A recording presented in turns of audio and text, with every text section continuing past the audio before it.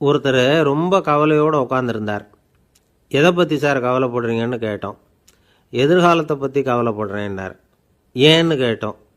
என்ன பண்ணுறதுன்னே தெரியல சார், எதிர்காலம் ஒரே இருட்டாக இருக்குது, பாதையே புரியலன்னார்.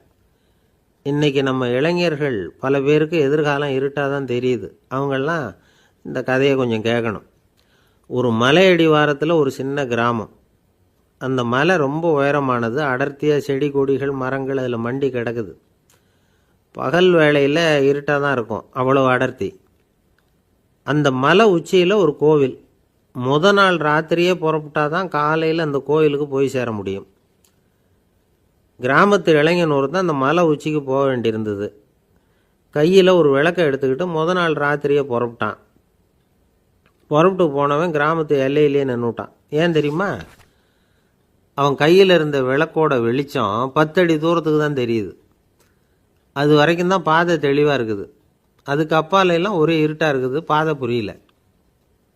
இவன் யோசனை பண்ணி பார்த்தான். மனசுக்குள்ளே ஒரு சந்தேகம். 10 அடி தூரம் தானே வெளிச்சம் தெரியுது, அப்படின்னா நாம் 10 அடி தூரம் தானே போக முடியும். அதுக்கும் அந்தாண்ட ஒரே இருட்டாக இருக்குதே, அதில் எப்படி நாம் நடந்து போகிறது? நாம் ரொம்ப தூரம் நடந்து போய் ஆகணுமே. அப்படிப்பட்ட நினப்பெல்லாம் அவனுக்கு வந்துட்டுது. இதுதான் அவன் மனசில் ஏற்பட்ட தயக்கம். இப்படி யோசிச்சுக்கிட்டே அந்த இளம் ஆசாமி புறப்பட்ட இடத்துலையே நின்றுக்கிட்டு இருக்கிறான். அந்த சமயத்தில் ஒரு வயசான பெரியவர் அந்த பக்கமாக வந்தார். அவர் கையில் இதை விட சின்னதாக ஒரு விளக்கு வச்சுருந்தார். அது எப்படின்னா, அது ஒரு 5 அடி தூரத்துக்கு தான் வெளிச்சம் காட்டுது. அவ்வளவு சின்ன விளக்கு. அவரும் மலை உச்சிக்கு போகிறதுக்காக தான் வந்துக்கிட்டு இருக்கிறார். அவரை பார்த்து இவன் கேட்டான், என்ன பெரியவரே, இவ்வளவு சின்ன விளக்கை வச்சுக்கிட்டு அவ்வளவு தூரத்துக்கு எப்படி மலையேற போகிறீங்க அப்படின்னு கேட்டான். நீ ஏன் இப்படி தயங்கிட்டே நிற்கிறேன்னு கேட்டார் பெரியவர். என்கிட்ட இருக்கிற விளக்கு 10 அடி தூரத்துக்கு தான் பாதையை காட்டுதுன்னா. இப்போ பெரியவர் சொன்னார், தம்பி, உன் கையில் இருக்கிற விளக்கு கொடுக்குற வெளிச்சத்தை வச்சு நீ முதல்ல 10 அடி தூரம் முன்னாடி போ. 10வது அடியில் போய் நின்றுக்கிட்டு பாரு, மறுபடியும் ஒரு 10 அடி தூரத்துக்கு பாதை தெரியும். இப்படி உன் கையில் இருக்கிற விளக்கு தொடர்ந்து வெளிச்சம் காட்டிக்கிட்டே இருக்கும். நீ முன்னேற முன்னேற அந்த வெளிச்சமும் முன்னேறும்.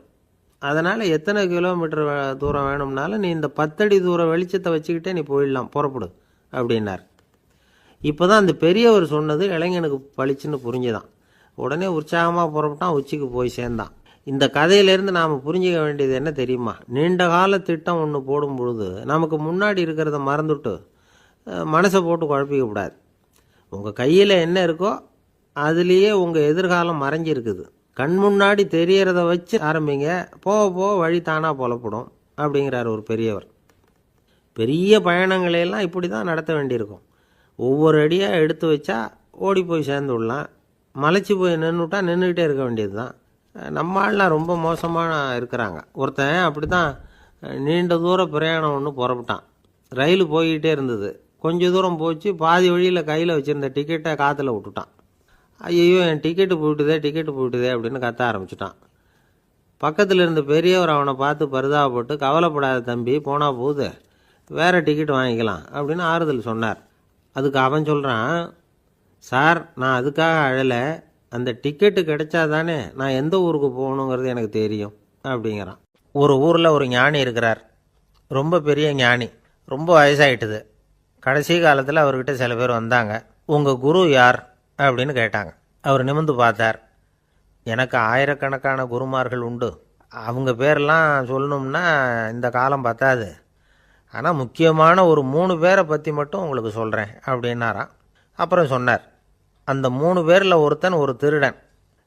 ஒரு சமயம் ஒரு பாலைவனம் வழியாக நான் போய்கிட்டு இருந்தேன். அப்போது வழி தவறி போய் ஒரு கிராமத்துக்கு போயிட்டேன். அது இருட்டு நேரம், நடுராத்திரி, ஊரே உறங்கி போச்சு. அந்த நேரத்தில் ஒரு ஆள் மட்டும் ஒரு வீட்டு சுவத்தில் ஏதோ பண்ணி உள்ளே நுழையிறதுக்கு முயற்சி பண்ணிகிட்ருக்கிறான். அவங்கிட்ட போய் நான் இன்றைக்கி இங்கே எங்கே தங்க முடியும் அப்படின்னு கேட்டேன்.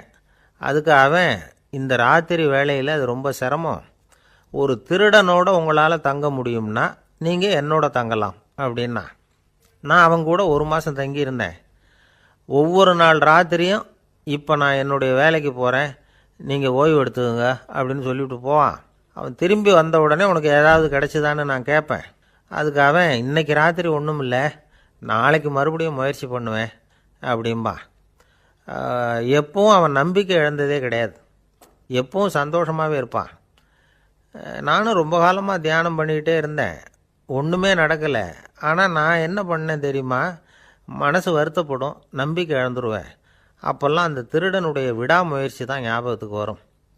அதனால் அந்த திருடன் எனக்கு ஒரு குரு. என்னுடைய 2வது குரு யாருன்னா அது ஒரு நாய். இது எப்படின்னா, ஒரு சமயம் எனக்கு ரொம்ப தாகமாக இருந்தது. ஒரு நதியை நோக்கி போய்கிட்டு இருந்தேன். அப்போ ஒரு நாயும் வந்தது. அதுக்கும் தாகம். ஓடி வந்து ஆற்றை பார்த்தது. அதோட நிழல் வந்து ஆற்றுல தெரிஞ்சுது. அதை பார்த்ததும் பயந்துட்டுது. அதாவது அது தன்னுடைய சொந்த உருவத்தையே கண்டு பயந்தது. அதை பார்த்து குறைக்குது, திரும்பி ஓடிச்சு. ஆனால் அதுக்கு தாகம் அதிகமாக இருந்ததுனால அது மறுபடியும் திரும்பி வந்தது. பார்த்தா மறுபடியும் தண்ணியில் நாயோட உருவம் தெரியுது. இப்படி சில தடவை பண்ணிச்சு. இருந்தாலும் கடைசியில் தண்ணியில் குதிச்சுட்டுது துணிஞ்சி. இப்படி குதித்த உடனே அதோட உருவமும் மறைஞ்சுட்டுது. இதை பார்த்தேன். நான் என்ன புரிஞ்சுக்கிட்டேன்னா, எவ்வளவு தான் பயம் இருந்தால் கூட ஒருத்தன் தைரியமாக காரியத்தில் இறங்கணும் அப்படிங்கிறத புரிஞ்சுக்கிட்டேன். இந்த போதனை அந்த நாய்கிட்ட இருந்து எனக்கு கிடைச்சிது. இது ஒன்று. அடுத்தது என்னுடைய 3வது குரு யாருன்னா அது ஒரு சின்ன குழந்தை. நான் ஒரு சமயம் ஒரு நகரத்துக்கு போனேன். அங்கே ஒரு குழந்தை எரிகிற மெழுகுவத்தி ஒன்று எடுத்துக்கிட்டு வந்தது. நான் அந்த குழந்தைய பார்த்து வேடிக்கையாக கேட்டேன், ஏன் பாப்பா இந்த மெழுகுவத்தியை நீயாவே கொளுத்துனியா அப்படின்னு கேட்டேன். ஆமான்னுது அந்த குழந்தை. சரி, இந்த மெழுகுவத்தி முன்னாடி எரியாமல் இருந்தது, இப்போ எரியுது. இந்த மெழுகுவத்திக்கு வெளிச்சம் எங்கேருந்து வந்தது, அதை எனக்கு காட்ட முடியுமா அப்படின்னு கேட்டேன் அந்த குழந்தைகிட்ட. இதுக்கு அந்த குழந்தை சிரிச்சுக்கிட்டு அந்த மெழுகுவத்தியை ஊதி அணைச்சுட்டுது. அதுக்கப்புறம் என்னை பார்த்து கேட்டுது, இப்போ இந்த மெழுகுவத்தியின் வெளிச்சம் போனதை பார்த்தீங்க இல்லையா, அது எங்கே போச்சுன்னு எனக்கு சொல்லுங்க அப்படின்னுது. அந்த குழந்தை இப்படி கேட்டதும் என்கிட்ட இருந்த ஆணவம் அழிஞ்சுட்டுது. நான் படித்ததெல்லாம் அந்த வினாடியில் சுக்கு நூறாக போயிட்டுது. என்னுடைய முட்டாள்தனத்தை நான் உணர்ந்தேன் அப்படின்னு இவ்வளவும் அந்த ஞானி விவரமாக சொன்னாராம். அதனால் நாம் இன்னார்கிட்டே இருந்து தான் இதை கற்றுக்கணுங்கிறது இல்லை, யாருக்கிட்டே இருந்தும் எதையும் கற்றுக்கலாம். நம்மால் ஒருத்தன் ஒரு நாய் வளர்த்துக்கிட்டு இருந்தான். அந்த நாய்க்கு வால் கிடையாது. யாரோ ஏற்கனவே வெட்டி எடுத்துட்டாங்க. இந்த நாய் தான் சார் எனக்கு குரு, அதுக்கிட்டே இருந்து கூட நான் பாடம் கற்றுக்கிட்டு இருக்கிறேன் அப்படின்னா. அப்படி என்ன கற்றுக்கிட்டேன் இந்த வால் இல்லாத நாய்கிட்டே இருந்து அப்படின்னு கேட்டோம். நாம் யாருக்கிட்டையும் வாலாட்டக்கூடாது அப்படிங்கிற பாடத்தை அதுக்கிட்டே இருந்து தான் நான் கற்றுக்கிட்டேன் அப்படின்னா. என்னுடைய நண்பர் ஒருத்தர் ஆழ்ந்த சிந்தனையில் இருந்தார். என்ன யோசனை பண்ணுறீங்கன்னு கேட்டேன். தலைவர் ஆகணும்னு பார்க்குறேன், அதுதான் என்ன வழின்னு யோசிச்சுக்கிட்டு இருக்கேன்னார். நான் கூட அது மாதிரி யோசித்து பார்த்தேன். அதுக்கப்புறம் அந்த யோசனையை கை விட்டுட்டேன் அப்படின்னோம். ஏன்னு கேட்டார். அதுக்கான தகுதிகள் நமக்கு இல்லைங்கிறது புரியுது. அது நமக்கு புரியறத விட நம்ம விட மற்றவங்களுக்கு நல்லா புரிஞ்சு போச்சு. அதனால் பேசாமல் கம்முன்னு இருந்துடுறது தான் நல்லது அப்படின்னோம். தலைவர் ஆகிறதுக்கு தகுதிகள் வேறு உண்டோ அப்படின்னு கேட்டார். அவர் யதார்த்தமாக தான் கேட்குறார். நாங்கள் உடனே எங்ககிட்ட இருந்த ஒரு புஸ்தகத்தை எடுத்து அவர்கிட்ட கொடுத்தோம். படித்து பாருங்கன்னு. தலைவர் ஆகிறதுக்கு என்ன வழி அப்படிங்கிறத பற்றி அதில் போட்டிருக்கிறாங்க. முதல் வழி என்ன தெரியுமா? ஒரு 4 பேர் முன்னாடி இல்லைன்னா ஒரு கூட்டத்துக்கு முன்னாடி நீங்கள் பேச போகிறீங்க. அப்போ எப்படி ஆரம்பிக்கணும்னா, உண்மையான புகழ்ச்சி, நேர்மையான பாராட்டு, இதோடு ஆரம்பிக்கணும். எடுத்ததுமே அது சரியில்லை இது சரியில்லைன்னு பேசிகிட்டு இருக்கக்கூடாது. மக்களை பார்த்து நீங்கள் தான் தப்பு பண்ணிவிட்டீங்க அப்படின்னு நேரடியாக சொல்லக்கூடாது. தவறு இருந்தாலும் அதை மறைமுகமாக ஏதாவது கதை சொல்லி அதிலிருந்து அவங்க புரிஞ்சுக்கிற மாதிரி செய்யணும். அடுத்தவங்க பண்ண தப்பு என்னன்னு அலசறதுக்கு முன்னாடி நீங்கள் பண்ணின தப்பு என்னங்கிறத பற்றியே பேசுங்க. எதுக்கும் நேரடியாக உத்தரவு போட்டுக்கிட்டு இருக்கக்கூடாது.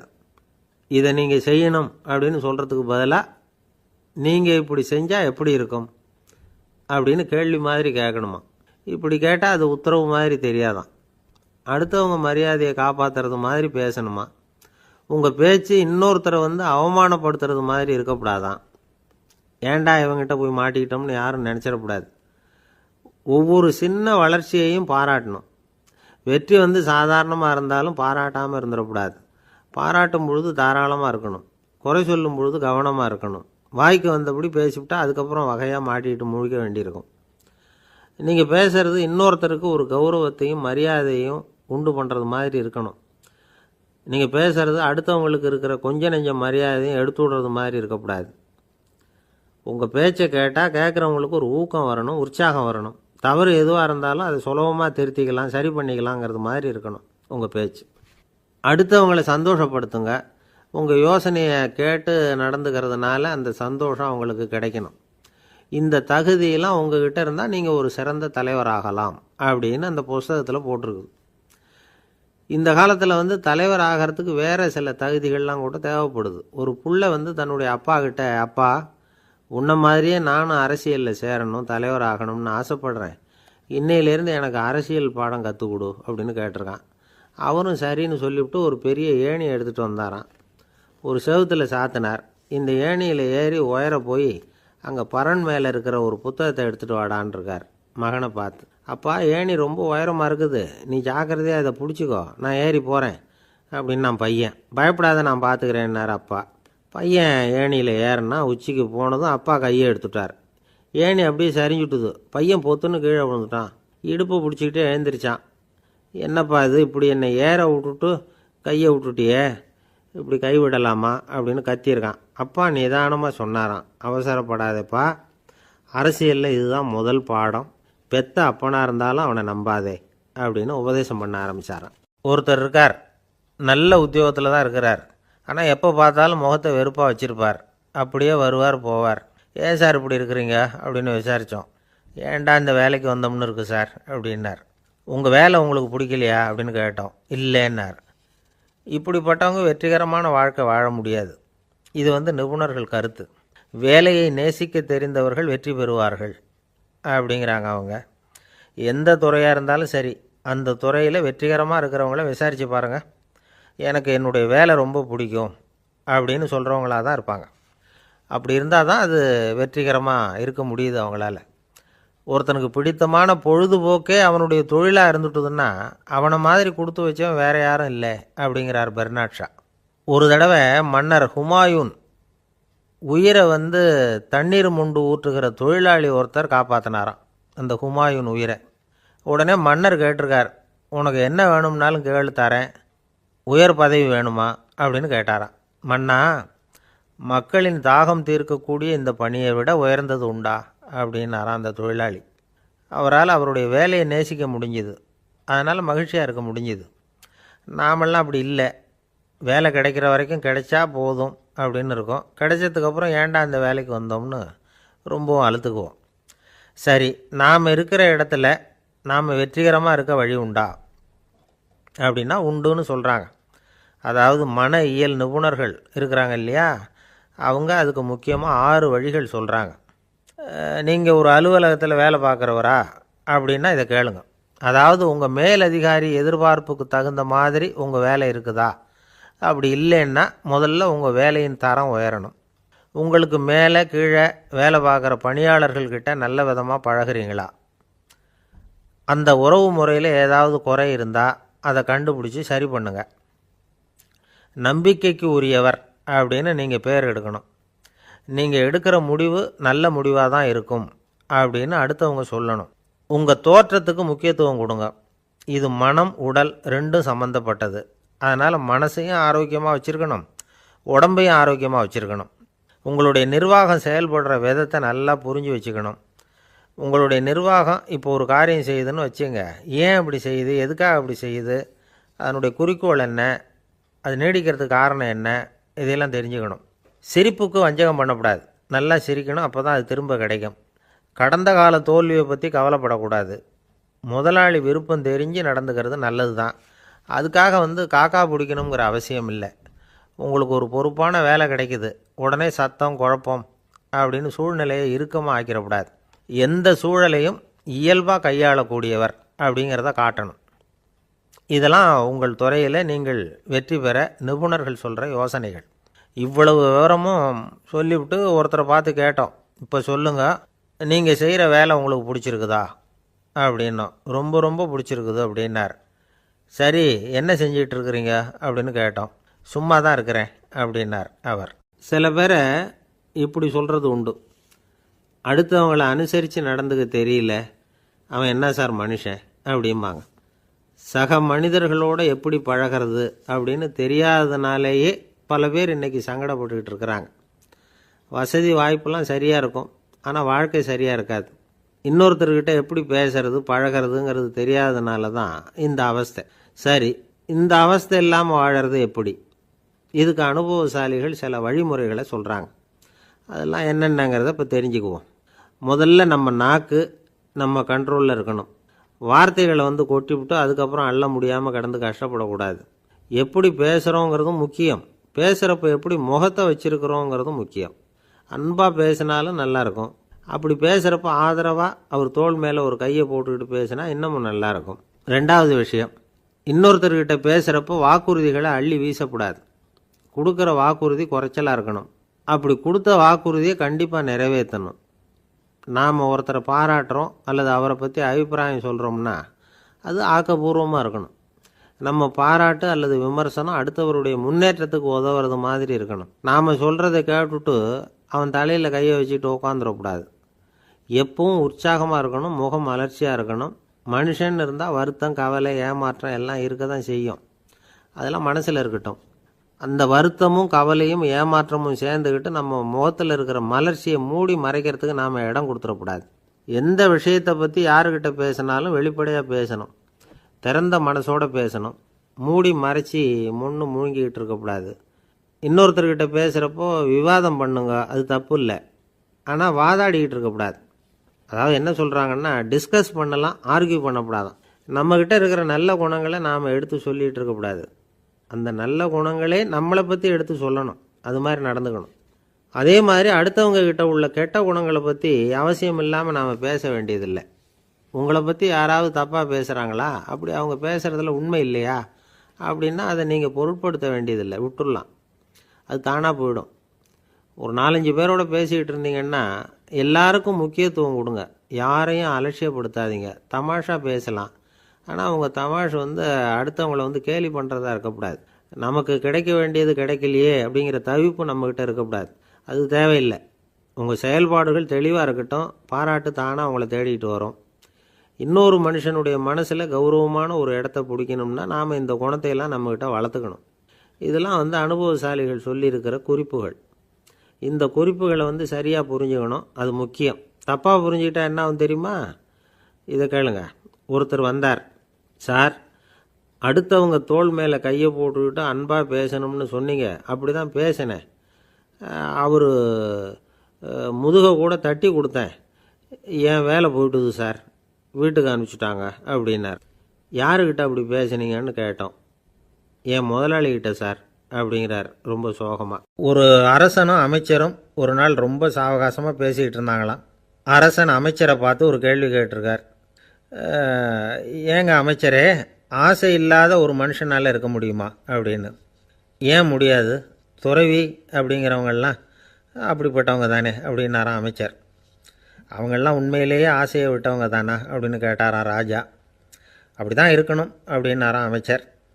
அப்படின்னா ஆசையே இல்லாத ஒரு உண்மையான துறவியை நான் பார்க்கணுமேன்னார். அது என்ன பிரமாதம், அதுக்கு நான் ஏற்பாடு பண்ணுறேன் அப்படின்னு விட்டார் இவர். சொல்லிவிட்டு உடனே புறப்பட்டு போனார். அங்கங்கே தேடினார். அப்புறம் தான் அவருக்கு புரிஞ்சுது உண்மை துறவியை கண்டுபிடிக்கிறது எவ்வளவு கஷ்டமான காரியம்னு.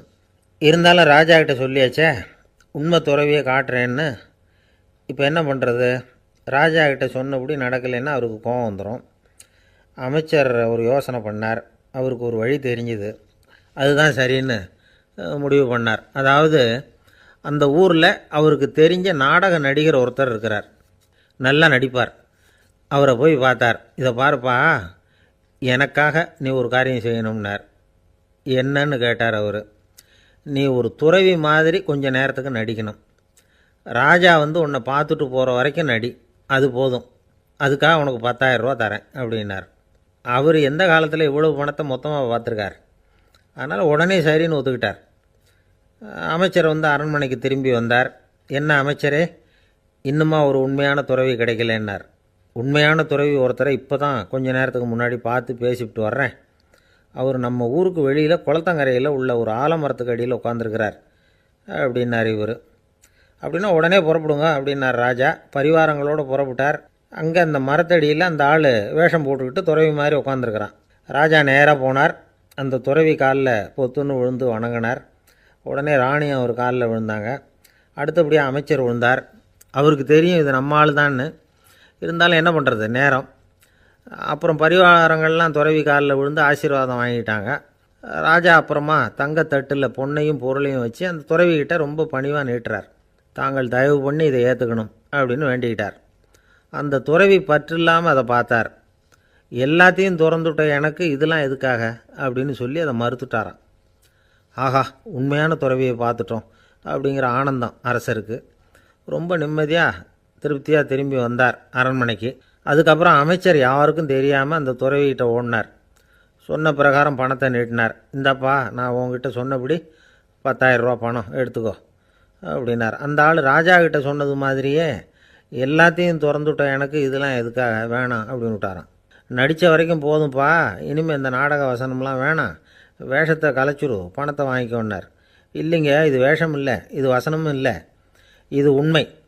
கொஞ்ச நேரம் துறவி மாதிரி நடித்ததுக்கே இந்த தேசத்து ராஜா, ராணி, அமைச்சர், பரிவாரங்கள் எல்லாம் என் காலில் விழுந்து வணங்குறாங்க. அப்படின்னா உண்மையான துறவியாக இருக்கிறது எவ்வளவு பெருமையான விஷயம். நான் உண்மையான துறவியாக ஆக போகிறேன், அப்படி முடிவும் பண்ணிட்டேன் அப்படின்னார் அந்த நடிகர்.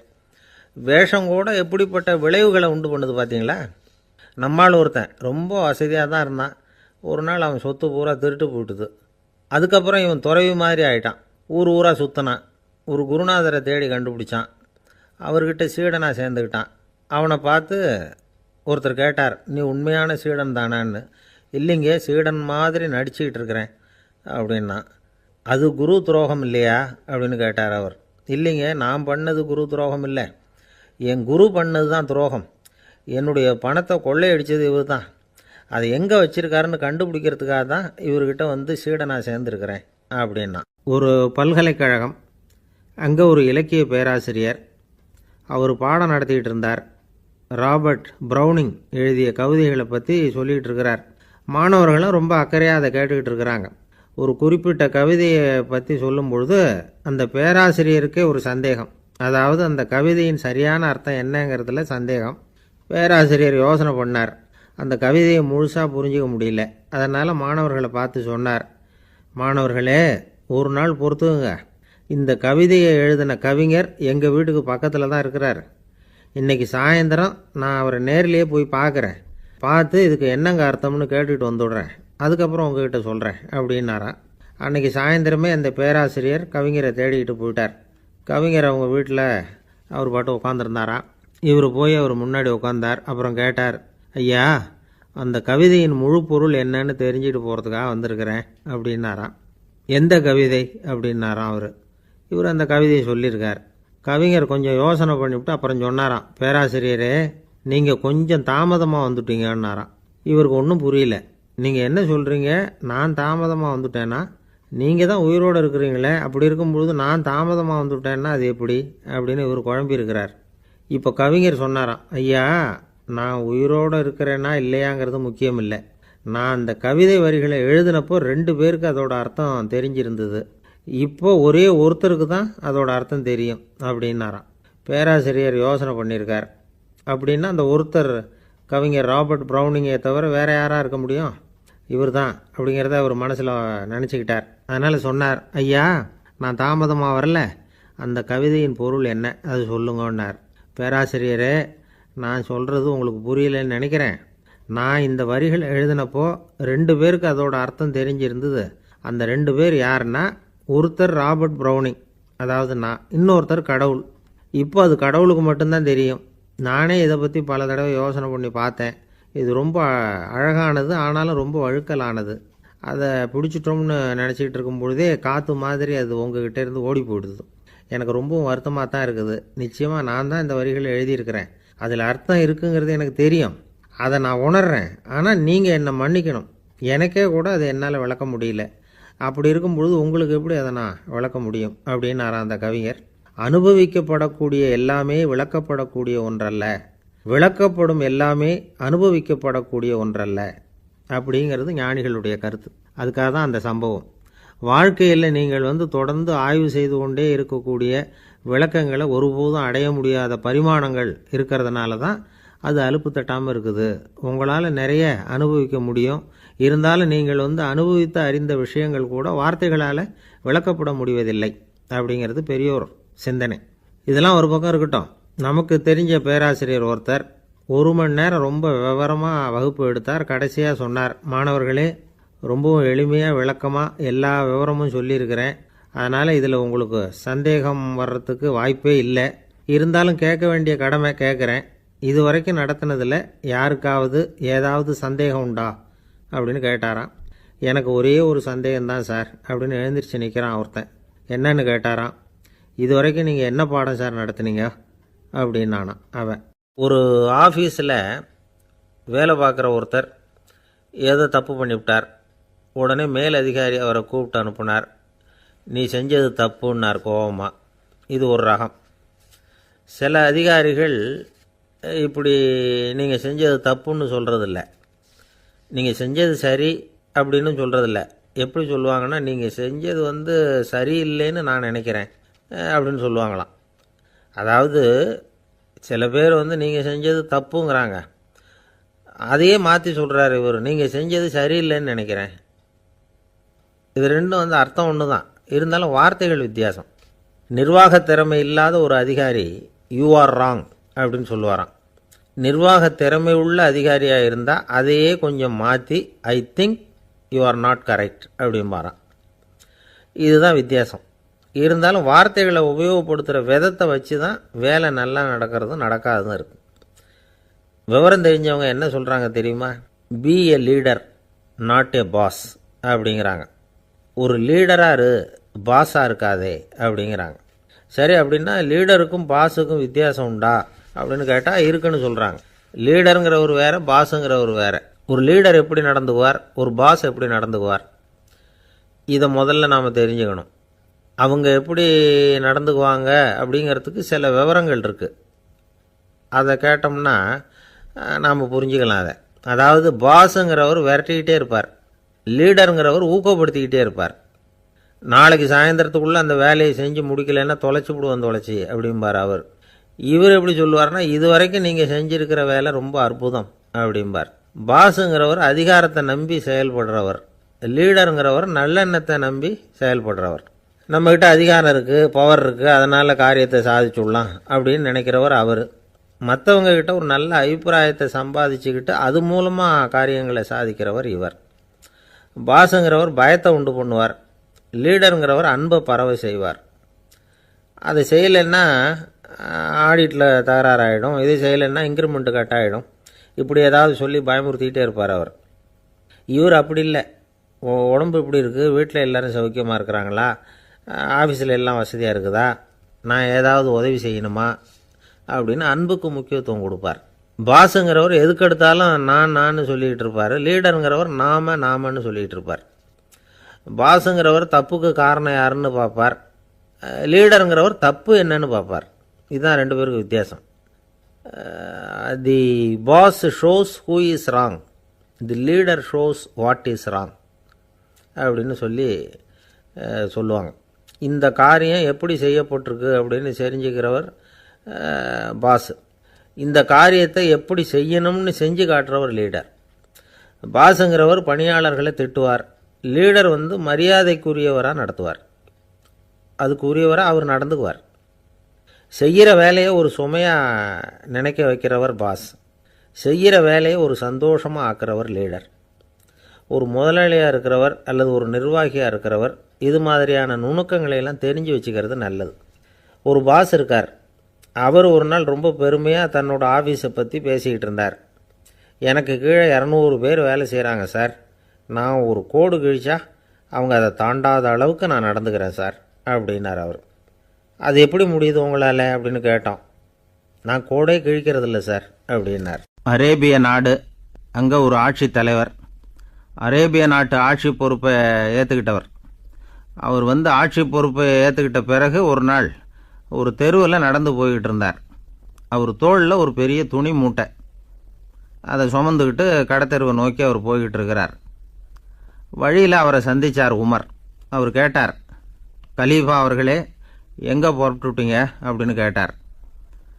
கலீஃபான்னா ஆட்சி தலைவர்னு அர்த்தம். இதுக்கு அவர் சொன்னார், நான் துணி வணிகம் செய்கிறவன், அதனால் துணி வியாபாரம் செய்கிறதுக்காக போயிட்டுருக்கிறேன்னார். நீங்கள் இப்போ இந்த நாட்டுக்கு ஆட்சி தலைவர், ஆட்சி பொறுப்பில் இருக்கிறீங்க, நீங்கள் வியாபாரம் செய்ய போட்டால் அரசு பணிகளை செய்கிறது யார் அப்படின்னு கேட்டார் அவர். நான் அரசு பணிகளை மட்டுமே செஞ்சுக்கிட்டு இருந்தா என் குடும்பத்தை காப்பாற்றுறது யார் அப்படின்னு கேட்டார் அவர். இப்படி கேட்டவர் யார் தெரியுமா? அவர் தான் அபூபக்கர், இறை தூதர் முகமது அவர்களுக்கு பிறகு கலீஃபாவாக தேர்ந்தெடுக்கப்பட்டவர். அப்போலாம் ஆட்சி தலைவர்களுக்கு சம்பளம்னு எதுவும் கிடையாது. இந்த பிரச்சனையை எப்படி தீர்க்கிறதுன்னு யோசனை பண்ணார் உமர்.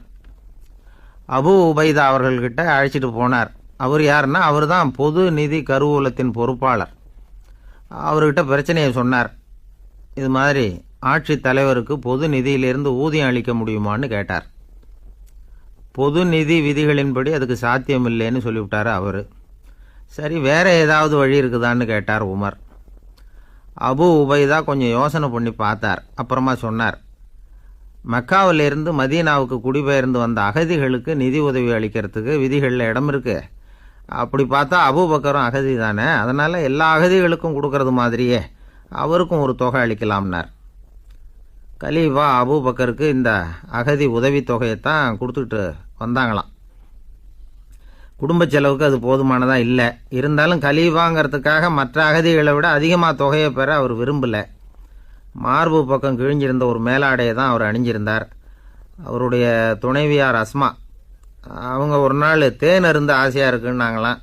நமக்கு கிடைக்கிற ஊதியம் குடும்ப செலவுக்கே போதுமானதா இல்லையே, இந்த நிலையில் தேன் வாங்கிறதுக்கு காசுக்கு நான் எங்கே போவேன்ருக்கார் அவர். கொஞ்ச நாள் கழித்து அவங்க ஒரு தொகையை அவர்கிட்ட கொடுத்து தேன் வாங்கிட்டு வர சொன்னாங்களாம். இவருக்கு ஆச்சரியம், ஏது இந்த பணம்னு கேட்டிருக்காரு.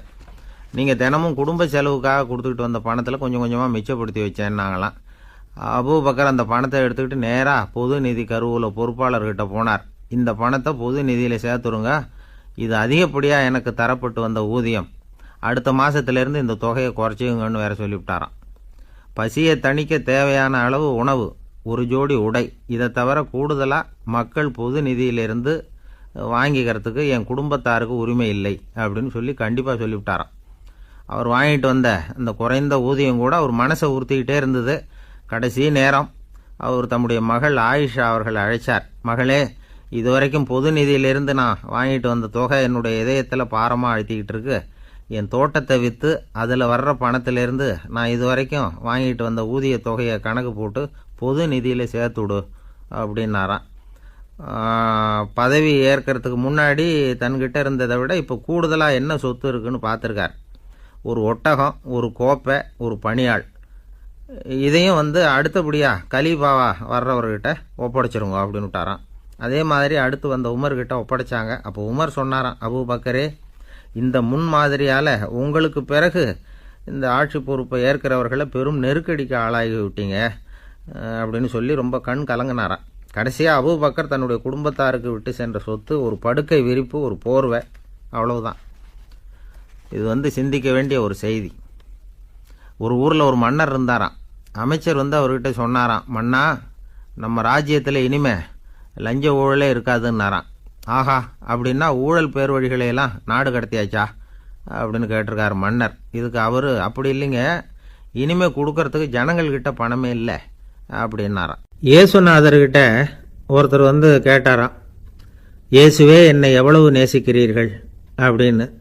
அவர் தன்னுடைய இரு கைகளையும் அகல விரித்து இவ்வளவு என்று சொல்லி சிலுவையில் உயிர் நீத்தார் அப்படின்னு சொல்லுவாங்க. அதாவது அந்த நேசிப்புக்கு எல்லை கிடையாது, அதே போல் மன்னிப்புக்கும் எல்லை கிடையாது. இது இயேசுநாதர் சொல்லி கொடுத்த ஒரு பாடம். இயேசுனுடைய சீடர்களில் ஒருத்தன் பீட்டர், அவன் ஒரு நாள் இயேசுநாதர்கிட்ட கேட்டிருக்கான், இயேசுவே, நான் என்னுடைய தம்பிக்கிட்ட அடிக்கடி சண்டை போட்டுக்கிட்டு இருக்கிறேன், என்னுடைய சகோதரன் கூட. அவனை நான் எத்தனை தடவை மன்னிக்கிறது? ஏற்கனவே 7 தடவை அவனை மன்னிச்சுட்டேன் அப்படின்னு சொல்லியிருக்கிறான். அப்போது இயேசு சொன்னாராம், மன்னிக்கிறதுக்கு எத்தனை தடவைங்கிற கணக்கெல்லாம் கிடையாது. எத்தனை தடவை உன்னுடைய சகோதரன் உன்னை கோபப்படுத்துகிறானோ அத்தனை தடவை நீ மன்னிக்கிறதுக்கும் தயாராக இருக்கணும், அதுதான் அப்படின்னு சொன்னாராம். அப்போ இவனுக்கு ஒன்றும் புரியல, இது என்ன அவன் தப்பு பண்ணிக்கிட்டே இருப்பான், நாம் மன்னிச்சுக்கிட்டே இருக்கிறதா அப்படிங்கிறது மாதிரி குழப்பமாக இருந்திருக்கிறான். அப்போது இயேசுநாதர் தன்னுடைய சீடன் பீட்டர்கிட்ட ஒரு கதை சொன்னாராம். அந்த கதை இன்றைக்கு நாம் எல்லாரும் சிந்தித்து பார்க்க வேண்டிய ஒரு கதை. அதாவது மன்னிப்பை விரும்புகிறவர்கள் மன்னிக்கவும் தயாராக இருக்க வேண்டும் அப்படிங்கிறது தான் அந்த கதையினுடைய தத்துவம். அந்த ஏசுநாதர் சொன்ன கதை என்னென்னா, ஒரு மன்னர் இருந்தார். அவர் ஒரு நாள் அரண்மனையில் உட்காந்து கணக்கு வழக்குகள்லாம் பார்த்துக்கிட்டு இருந்தார். நம்ம அரண்மனையிலேருந்து யார் யார் அரசாங்க கடன் வாங்கியிருக்கிறாங்க, யார் யார் திருப்பி செலுத்தியிருக்கிறாங்க அப்படிங்கிற விவரத்தையெல்லாம் பார்த்துக்கிட்டு இருந்தார். அப்போ தான் புரிஞ்சுது, அந்த அரண்மனையில் வேலை செய்கிற ஒருத்தனே அரசாங்க கடன் வாங்கியிருக்கிறான். எவ்வளவு? 10,000 பொற்காசுகள் வாங்கியிருக்கான் கடன். இந்த 10,000 பொற்காசுகளை திருப்பி செலுத்தலை அரசாங்கத்துக்கு. இது மன்னர் கவனத்துக்கு வந்தது. உடனே நம்ம அரண்மனையில் இருக்கிறவனே அரசு கடன் வாங்கி திருப்பி செலுத்தாமல் இருக்கான், அவனை கூப்பிட்டு வாங்கன்னு சொல்லி கூப்பிட்டுட்டு வந்தாங்களாம். விசாரிச்சிருக்கிறாங்க, என்னப்பா நீ எவ்வளோ ஒன்று? ஆமாங்க 10,000 பொற்காசுகள் வாங்கியிருக்கிறேன், இன்னும் திருப்பி கட்டலைன்றிருக்கான். உடனே அவர் மன்னர் சொல்லியிருக்கிறார், நம்ம சட்டத்திட்டப்படி நீ உடனே பணத்தை திருப்பி கட்டிடு. அப்படி உன்னால் கட்ட முடியலன்னா உன்னுடைய வீடு வாசல் சொத்து சுகம் எல்லாத்தையும் விற்று அந்த பணத்தை அரசு கருவூலத்தில் சேர்த்துக்கிறதுக்கு நானே ஏற்பாடு பண்ணிடுறேன் அப்படின்னு அந்த மன்னர் சொன்னாராம். இவன் அப்படியே அதிர்ச்சி ஆகிட்டான். அப்படியே பொத்துன்னு காலில் விழுந்தானா, மன்னா என்னை மன்னிச்சுங்க, என்னால் முடியல, எனக்கு மன்னிப்பு கொடுங்க அப்படின்ட்டுருக்கான். உடனே அவர் எழுந்திரிச்சு, சரி நீ மன்னிப்பு கேட்டுவிட்ட, அதனால் உன்னை மன்னிக்கிறேன், நீ பணம் கட்ட வேண்டாம் அப்படின்னு சொல்லி அந்த மன்னர் அவனை விட்டுட்டாராம். பணத்தையும் தள்ளுபடி போட்டார், நீ திருப்பி கட்ட வேண்டான்னு. இவனுக்கு ரொம்ப மகிழ்ச்சி. அதனால் ரொம்ப உல்லாசமாக வந்துகிட்டு இருக்கிறான். தெருவில் வந்துக்கிட்டு இருக்கிறப்ப இவங்கிட்ட கடன் வாங்கின ஒருத்தன் எதுக்கு வந்துக்கிட்டு இருக்கான். அவன் இவங்கிட்ட ஒரு 100 பொற்காசுகள் கடன் வாங்கியிருக்கான். அவன் வந்தான், இவன் போய் அவன் சாட்டையாக பிடிச்சிக்கிட்டான், நீ எப்படா என் கடனை திருப்பி கொடுக்க போகிறேன்னு. அவன் இப்போ முடியல, கொஞ்சம் பொறுத்துக்கா, அப்புறம் தரேன் இருக்கான். அதெல்லாம் முடியாது, நீ கொடுத்து தான் ஆகணும் அப்படின்னு இவன் புடிவமாக சொல்கிறான். இப்போ நிலைமையை பாருங்கள், இவன் ஏற்கனவே 10,000 பொற்காசுகள் அரசாங்கத்தில் கடன் வாங்கினா அதுக்கு மன்னிச்சு விட்டுட்டார் இவனை. ஆனால் இவன் இன்னொருத்தனை மன்னிக்கிறதுக்கு தயாராக இல்லை. இவங்கிட்ட கடன் வாங்கின இன்னொருத்தன் 10 பொற்காசுகள், அவனை மன்னிக்க தயாராக இல்லை. அவனை கொண்டு போய் நீதிமன்றத்தில் கொண்டு போய் நிறுத்தி தண்டனை வாங்கி கொடுத்துட்டான். நீதிபதி என்ன சொன்னார், அந்த இவன் வாங்கின பொற்காசுகளை திருப்பி கட்டுற வரைக்கும் ஜெயிலில் இருக்கணுங்கிறது தீர்ப்பு. ஆனால் உடனே அரசர் காதில் விழுந்தது. சொல்லிட்டாங்க, உங்ககிட்ட மன்னிப்பு வாங்கிட்டு போனானே ஒருத்தன், அவன் இன்னொருத்தனை மன்னிக்கிறதுக்கு தயாராக இல்லை, அவனை கொண்டு போய் ஜெயிலில் அடைச்சிட்டான் அப்படின்னு. உடனே மன்னர் பார்த்தார், இவனை மறுபடியும் கூப்பிட்டு வர சொன்னார். தபாரப்பா, நான் உன்னை மன்னிச்சு விட்டேன், ஆனால் நீ இன்னொருத்தனை மன்னிக்கிறதுக்கு தயாராக இல்லை, அதனால் என்னுடைய தீர்ப்பையும் மாற்றுறேன், நீயும் அரசு கடன் தீர்ற வரைக்கும் ஜெயிலில் தான் இருக்கணும் அப்படின்னு சொல்லி ஜெயிலுக்கு அனுப்பிச்சிட்டாராம். இப்படி ஒரு கதையை இயேசுநாதர் தன்னுடைய சீடருக்கு சொன்னதாக ஒரு வரலாறு. அது என்ன, அதிலேருந்து நாம் புரிந்து கொள்ள வேண்டியதுன்னா, நாம் மன்னிக்கப்படணும்னு நாம் விரும்புகிறோம்னா நாம் இன்னொருத்தரை மன்னிக்கிறதுக்கு தயாராக இருக்கணும். அதனால் நாம் இன்னொருத்தரை யாரையும் மன்னிக்க மாட்டோம், ஆனால் என்ன இன்னொருத்தர் மன்னிக்கணும் அப்படிங்கிறது மாதிரி செய்யக்கூடாதுன்னு சொல்லுவாங்க. அது மாதிரி நாம் இப்போ இது தப்பாக புரிஞ்சுக்கிறவங்களும் இருக்கிறாங்க. பாவம் மன்னிப்புங்கிறதுலாம் எதுக்குன்னா, அதாவது மறுபடியும் பாவம் செய்யாமல் இருக்கிறதுக்காக தான். அதான் மன்னிக்கிறாரே அப்படிங்கிறதுக்காக மறுபடியும் பாவம் பண்ணிகிட்டு இருக்கிறது இல்லை. அதான் ஒருத்தர் கேட்டாராம், பாவத்திலேருந்து மன்னிப்பு கிடைக்கணும்னா நீ என்ன செய்யணும் அப்படின்னு கேட்டிருக்கார். அதுக்கு அவன் சொல்லியிருக்கிறான், நான் முதல்ல பாவம் செய்யணும், அப்போ தானே மன்னிப்பு கிடைக்கும் அப்படின்னு நானா. இப்படிப்பட்டவர்கள் தான் இன்றைக்கி உலகத்தில் அதிகமாக இருக்கிறாங்க. அதனால் இந்த மன்னிப்பின் மகத்துவங்கிறது இயேசுநாதர்கிட்டேருந்து தான் நாம் புரிஞ்சுக்கணும். அந்த இயேசு சொன்ன அந்த மன்னிக்கிற மனோபாவம் இருந்தால் இன்றைக்கி உலகம் பூராவும் அமைதி பூங்காவாக இருக்கும். அதில் ஒன்றும் ஆச்சரியமே இல்லை, அதில் ஒன்றும் சந்தேகமும் இல்லை. அதனால் மன்னிக்கிற மனோபாவத்தை நாம் எல்லாரும் நமக்குள்ளே வளர்த்து கொள்ள வேண்டும் அப்படிங்கிறது தான் நாம் இன்றைக்கு எல்லோரும் சிந்தித்து பார்க்க வேண்டிய ஒரு செய்தி. ஆள் ராமகிருஷ்ணரை தேடி வந்தான். அவன் கையில் 1000 பொற்காசுகள் வச்சுருந்தான். அதை அவர்கிட்ட கொடுத்து இதை ஏற்றுக்கணும் அப்படின்னு ரொம்ப பணிவாக கேட்டுக்கிட்டான்.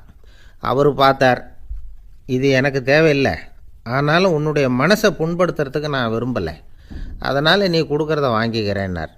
வாங்கிக்கிட்டார்.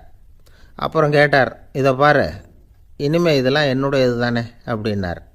ஆமாம், அதையெல்லாம் நான் உங்களுக்கே கொடுத்துட்டேன்னா அவன். சரி, இப்போ நீ எனக்காக ஒரு காரியம் பண்ணணும்னார். என்ன செய்யணும்னு சொல்லுங்கன்னா, இந்த நாணயங்களையெல்லாம் எடுத்துக்கிட்டு போய் கங்கை நதியில் எரிஞ்சுட்டு வா அப்படின்னார். இவனுக்கு அதிர்ச்சியாக போச்சு. என்ன பண்ணுறது, இனிமேல் அது முடியாதுன்னு சொல்ல முடியாது. ஏன்னா அந்த நாணயங்களையெல்லாம் அவருக்கே கொடுத்துட்டான். இனிமேல் அதெல்லாம் இவனுடையது இல்லை. பேசாமல் அவ்வளோவே அள்ளிக்கிட்டு ஆத்தங்கரைக்கு போனான். போனவன் ரொம்ப நேரம் திரும்பியே வரல. ராமகிருஷ்ணருக்கு சந்தேகம், என்ன ஆச்சு அந்த மனுஷனுக்கு, காசுகளோடு அந்த கங்கையில் குதிச்சுட்டானா, போகும்பொழுதே ஒரு மாதிரியாக தான் போனான். போய் என்னன்னு பார்த்துட்டு வாங்க அப்படின்னார். அங்கே இருந்த ஒருத்தர் ஓடி போய் பார்த்தார். அவர் போய் பார்க்கும்பொழுது அவன் அங்கேயே இருந்தான். அதுக்கப்புறம் அவர் திரும்பி வந்தார். வந்து விவரத்தை சொன்னார். அதாவது அவன் கங்கை கரையில் உட்காந்துக்கிட்டு ஒவ்வொரு நாணயமாக 1 2ன்னு எண்ணி எண்ணி வீசிக்கிட்டு இருக்கிறான். அவனை சுற்றி ஒரு கும்பல் நின்றுக்கிட்டு அவனை தடுத்துக்கிட்டு இருக்குது அப்படின்னு விவரத்தை சொன்னார் போயிட்டு வந்தவர். இதை கேட்டதும் ராமகிருஷ்ணரே புறப்பட்டு அங்கே போனாராம். என்ன இப்படி பண்ணிகிட்டு இருக்கிற?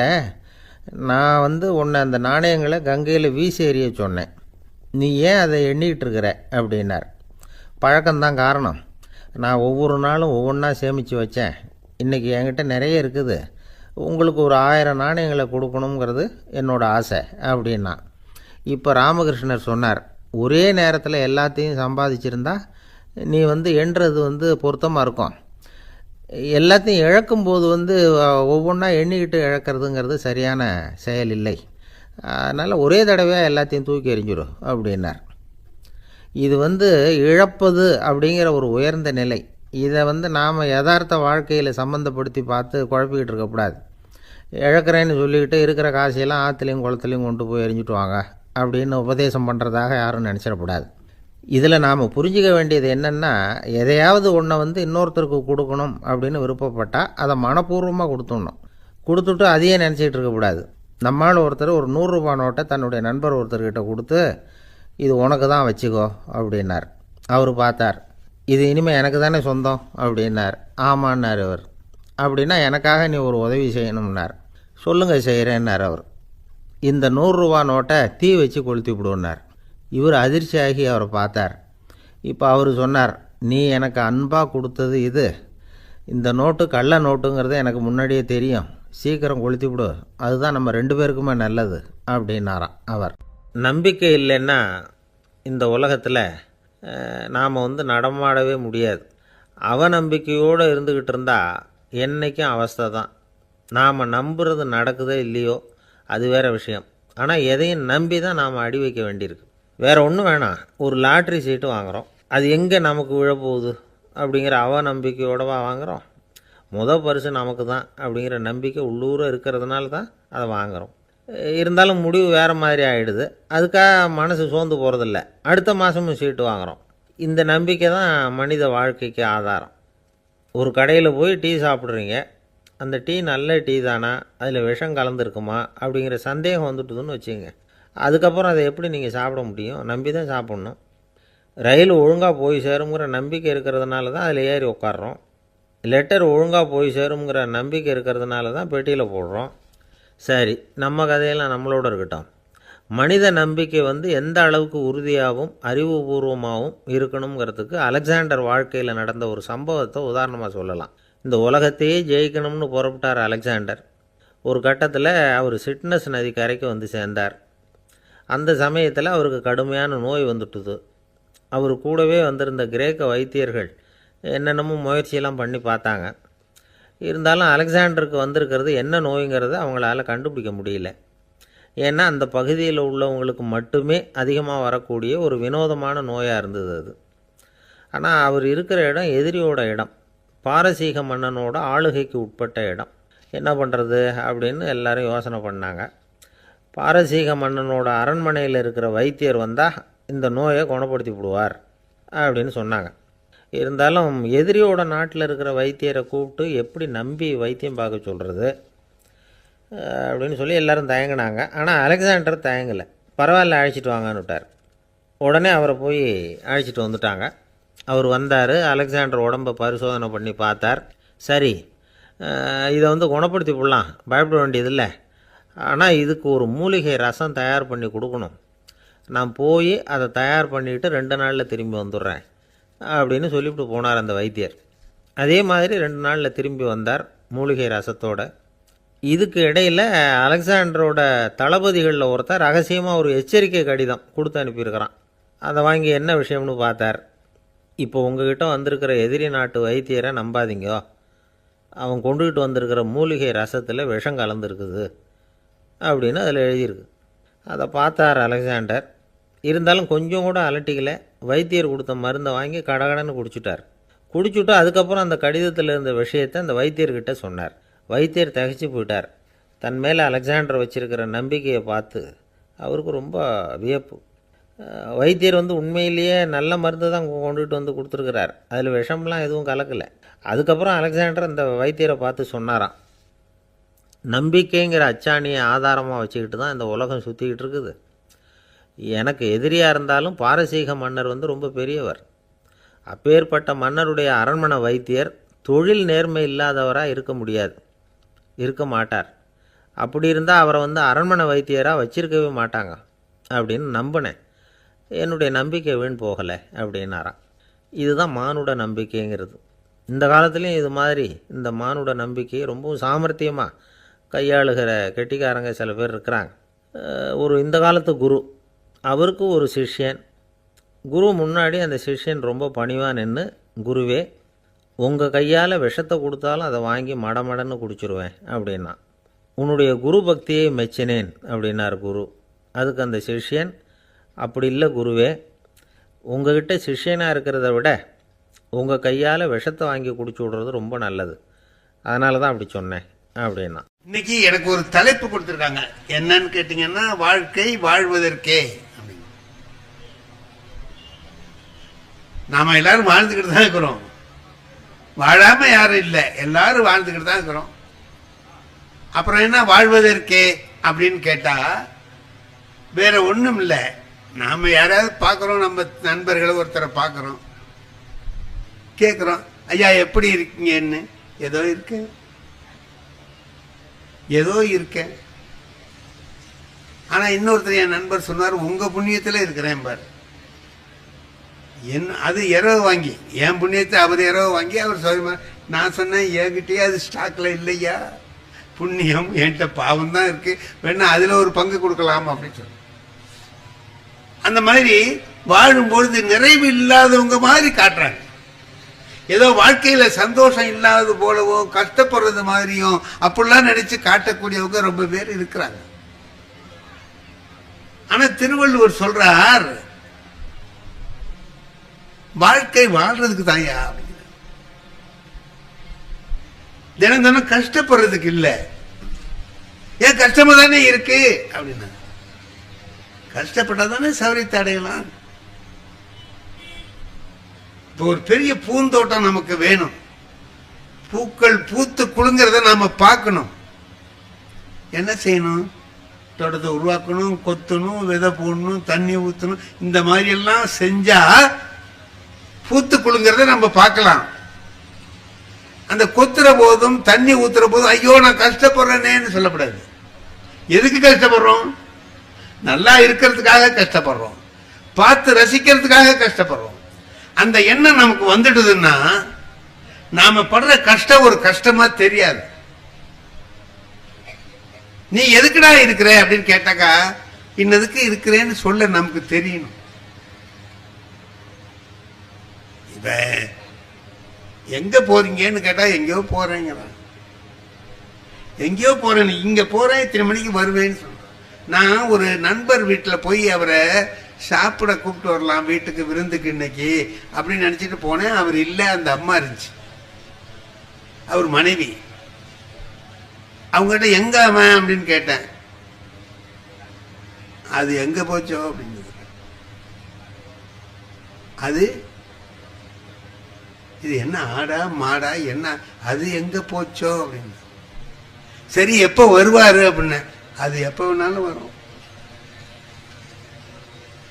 சரி விருந்து கூப்பிடலான்னு நினைக்கிறேன், அவர் என்ன பிரியமா சாப்பிடுவார், அது எதை போட்டாலும் திங்கும். இதான் அவன் வாழ்க்கையை சரியா வாழலைங்கிறதுக்கு அடையாளம். இப்ப நான் வீட்டில் இருக்கேன், என் மனைவியும் நானும் தான். நாங்க ரெண்டு பேரும் ஒருத்தர் இல்லாம இன்னொருத்தர் இல்லை, அந்த மாதிரி இருக்கிறோம். அப்ப நான் வெளியில போறேன்னா நான் எங்க போயிருக்கேங்கிறது என் மனைவிக்கு தெரிஞ்சிருக்கணுமா வேண்டாமா? சொல்லிட்டு தானே போகணும். சொல்லிட்டு போயிருந்தா அந்த பொண்ணு எனக்கு அப்படி சொல்லுமா? அது எங்க போச்சோ, எப்ப வேணாலும் வரும் அப்படின்னு சொன்னா அவன் அதை சொல்லாமலே போயிருக்கான்னு அர்த்தம். நான் அவனை கேட்டா, ஏன்டா சொல்லாம போற வீட்டுல உன் மனைவி இப்படி சொல்றாங்களேன்னா, சொல்லிட்டு போற மாதிரி இருந்தா சொல்ல மாட்டானாங்கிறான். அப்ப அவன் சொல்லிட்டு போற மாதிரி இல்லாத இடத்துக்கு போறான். அப்ப நான் அவன்கிட்ட சொன்னேன், அது வீட்டுக்கு போய் வெளியில போறேன்னா எங்க போனாலும் இந்த இடத்துக்கு போறேன், இத்தனை மணிக்கு வருவேன்னு சொல்லணும்டா அப்படின்னு. அது உன் வீட்டுக்கார அம்மாவை கேட்குறேன், என்ன பிரியமா சாப்பிடுவாருன்னு கேட்குறேன். அது எதை போட்டாலும் திங்கவங்க சொல்லுது ஐயா, என்ன அப்படியா திம்பேனி அப்படின்னு. அவன் என்னத்தை ஏதோ சாப்பிட்றோம். இதெல்லாம் எதை காட்டுதுன்னு நினைக்கிறீங்க நீங்க? அவன் வாழ்க்கையில உற்சாகமா வாழலன்னு தானே அர்த்தம் இல்லையா? ஏதோ வாழ்ந்துகிட்டு இருக்கானே தவிர வாழ்க்கையை வாழணுங்கிற உற்சாகத்தோட ஊக்கத்தோட நல்லா வாழ்றோங்கிற எண்ணத்தோட அவன் வாழல. திருவள்ளுவர் அதுதான் சொல்றாரு, வையத்துள் வாழ்வாங்கு வாழ்பவன் வானுரையும் தெய்வத்துள் வைக்கப்படும். வாழ வேண்டிய முறைப்படி வாழ்றவன். வாழ வேண்டிய முறைப்படினா யாரு வாழ வேண்டிய முறைப்படி வாழ்றவன் யார்? எனக்கு வாத்தியாரா இருந்தவரே கோபாலகிருஷ்ண ஐயர்னு ஒருத்தர். அவரு சயின்ஸ் வாத்தியார், 9வது 10வது. அவரு சயின்ஸ் வாத்தியார் தானே தவிர சயின்ஸை தவிர பாக்கியெல்லாம் நடத்துவார். சயின்ஸ் நடத்த மாட்டார்னு இல்லை, சயின்ஸையும் நடத்துவாரு. பாக்கி என்ன செய்வார், நம்ம வாழ்க்கைக்கு தேவையான பல விஷயங்களை சொல்லுவார். இப்ப அவர் சொன்ன ஒரு செய்தி சொல்றேன் பாருங்க. ஒரு நாள் சொன்னாரு, டே இதை ஞாபகம் வச்சுக்கடா எல்லாரும் அப்படின்னாரு. சொல்லுங்க சார். 3 செய்தி சொல்றேன்.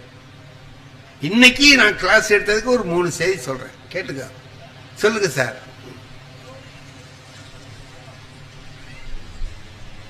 அம்மாவுக்கு செலவுக்கு பணம் கொடுக்காத. எப்படி பாருங்க, முதல் செய்தி அம்மாவுக்கு செலவுக்கு பணம் கொடுக்காத. 2வது செய்தி நட்ட வயலுக்கு வேலி போடாத. நட்ட வயலுக்கு வேலி போடாத. 3வது தெரிஞ்ச கேள்விக்கு பதில் எழுதாதேன்னு. என்னடா இது, உருப்படாம போறதுக்கு உள்ள வழியா சொல்றது மாதிரி இருக்கே அப்படின்னுட்டு நாங்க ஒரு 4 பேர் கேட்டோம். என்ன சார் இதெல்லாம் வீணா போறதுக்கு உள்ளடா, நல்லா இருக்கிறதுக்கு தான் சொல்றேன். என்ன, நட்ட வயலுக்கு வேலி போடாதேன்னு சொன்னேன். அப்படின்னா என்ன அர்த்தம் தெரியுமா? வேலியை போட்டுட்டு அப்புறம் நடுன்னு அர்த்தம். நீ நட்டுட்டு அப்புறம் வேலி போடலான்னு நினைச்சீங்கன்னா அதுக்குள்ள ஆடு மாடு மேய்ஞ்சிட்டு போயிடும். நட்ட வயலுக்கு வேலி போடாத, வேலி போட்டுட்டு நடு. இதான் முதல் செய்தி. 2வது அம்மாவுக்கு செலவுக்கு பணம் கொடுக்காதேன்னு. இத பெத்த தாய்க்கு பணம் கொடுக்காதேன்னு சொல்றீங்களா? இதுல இல்லடா, நீ வேலை பார்ப்ப, வேலைக்கு போவ, படிச்சு முடிச்சுட்டு பாஸ் பண்ணிட்டு வேலைக்கு போவ. அப்படி போற போது சம்பாதிப்பதை நீ கையில வச்சுக்கிட்டு அம்மாவுக்கு அடை எனக்கு இன்னைக்கு ஊருக்கு போகணும் ஒரு 10 ரூபா கொடுன்னு உங்ககிட்ட கேட்கிற மாதிரி வச்சுக்காத. அப்ப என்ன செய்யறது அப்படின்னா, பணத்தை சம்பளம் வாங்கணும்னு அம்மா கிட்ட கொடுத்துடு, உனக்கு வேண்டியது அவங்ககிட்ட கேட்டு வாங்க. அப்படி நீ கேட்டு வாங்கினீன்னா அந்த அம்மா மனசு எவ்வளவு சந்தோஷப்படும்னு உனக்கு தெரியுமா? அப்படின்னு நான் அவங்க என்கிட்ட கேட்டு வாங்குறத விட அவங்க கிட்ட கொடுத்துட்டு நான் கேட்டு வாங்கணும். அம்மா ஊருக்கு போறேன் ஒரு 10 ரூபா கொடு அப்படிங்க. 3வது சொன்ன தெரிஞ்ச கேள்விக்கு பதில் எழுதாதேன்னு சொன்னீங்களே, ஏன்னு அது சொன்னார் அவரு. அப்படி கொஸ்டின் பேப்பரை எடுத்தா ஏதேனும் 5 வினாக்களுக்கு விடைகளின்னு இருக்கும் இல்ல, ஏதாவது 5 வினாக்கள், அதுல 8 கேள்வி இருக்கும். 8ல ஒரு 5 தேர்ந்தெடுத்து நம்ம எழுதணும். இப்ப அவன் என்ன செய்வான்னா எடுத்து வச்சுக்கிட்டு தேடுவான், இதுல எங்க இருக்கு தெரிஞ்ச கேள்வி அப்படின்னு. இதா தெரியாது, இது வாத்தியார் தான் தெரியும், நமக்கு தெரியாது அப்படின்னு ஒண்ணு விட்டுட்டே வருவான். அப்படி தேடுறவனா இருக்கக்கூடாது. என்ன செய்யணும் தெரியுமா? உடனே வரிசையா எழுதுற மாதிரி இருக்கணும். தெரிஞ்ச கேள்வியை தேடுறவனா இருக்கப்படாது. எல்லா கேள்வியும் உனக்கு தெரிஞ்சிருக்கணும். வரிசையா கிட்டக்கிட்டு எழுதிட்டு போற மாதிரி. எப்ப நீ தேடுறியோ அப்ப நீ சரியா படிக்கலன்னு அர்த்தம். தெளிவா இருந்தீன்னா எல்லா கேள்விக்கும் உனக்கு விடை தெரியும், நீ எழுதுவே அப்படின்னு அவர் சொன்னார். எவ்வளவு சரியான விளக்கம் இல்லையா? இந்த 3 விளக்கங்களும் என் வாழ்க்கையில அன்னைக்கு அவர் சொல்லி கொடுத்தது. இன்னைக்கு வரைக்கும் என் வாழ்க்கையில அது நினைவுல இருக்கு. இதெல்லாம் என்னன்னு கேட்டீங்கன்னா, வாழ்க்கையில எப்படி வாழணுங்கிறத நமக்கு கற்றுக் கொடுக்கிற ஒரு விஷயம். எப்படி வாழணும்? இந்த மாதிரி வாழணும். இப்படி வாழ்ந்தா அந்த வாழ்க்கை வாழ்வாங்கு வாழுகிற வாழ்க்கை. திருவள்ளுவர் சொல்றாருல்ல, வையத்துள் வாழ்வாங்கு வாழ்பவன், வாழ வேண்டிய முறைப்படி வாழ்கிறவன். வையத்துள் எப்படி வைப்பானா? தெய்வத்துள் வானத்திலே இருக்கக்கூடிய தெய்வங்களில் ஒன்றாக அவனை மதித்து கொண்டு போய் வைப்பார். நாம அப்படி வாழ்க்கையை நடத்துகிற போது ஏனோ தானோன்னு வாழ்க்கையை வாழாமல் நாம வாழ்ற வாழ்க்கையில ஒரு நெறிமுறை இருக்கு. முதல்ல ஒண்ணு வச்சுக்குவோம். நம்முடைய வீட்டுல முதல்ல நம்ம மனைவி, அந்த மனைவியை நாம எப்படி நடத்துறோங்கிறது தான் வாழ்க்கை வாழ்வதற்கான அடிப்படை. எப்படி நடத்துறோம்? நாங்க எனக்கு கல்யாணம் ஆச்சு. எவ்வளவு நாளைக்கு முந்தி ஆயிருக்கு? இப்ப எனக்கு 87 வயசாச்சு. 60 வருஷத்துக்கு முந்தி கல்யாணம் ஆனது. இப்ப கல்யாணம் ஆன அன்னைக்கு எங்களுக்கு முதல் இரவு.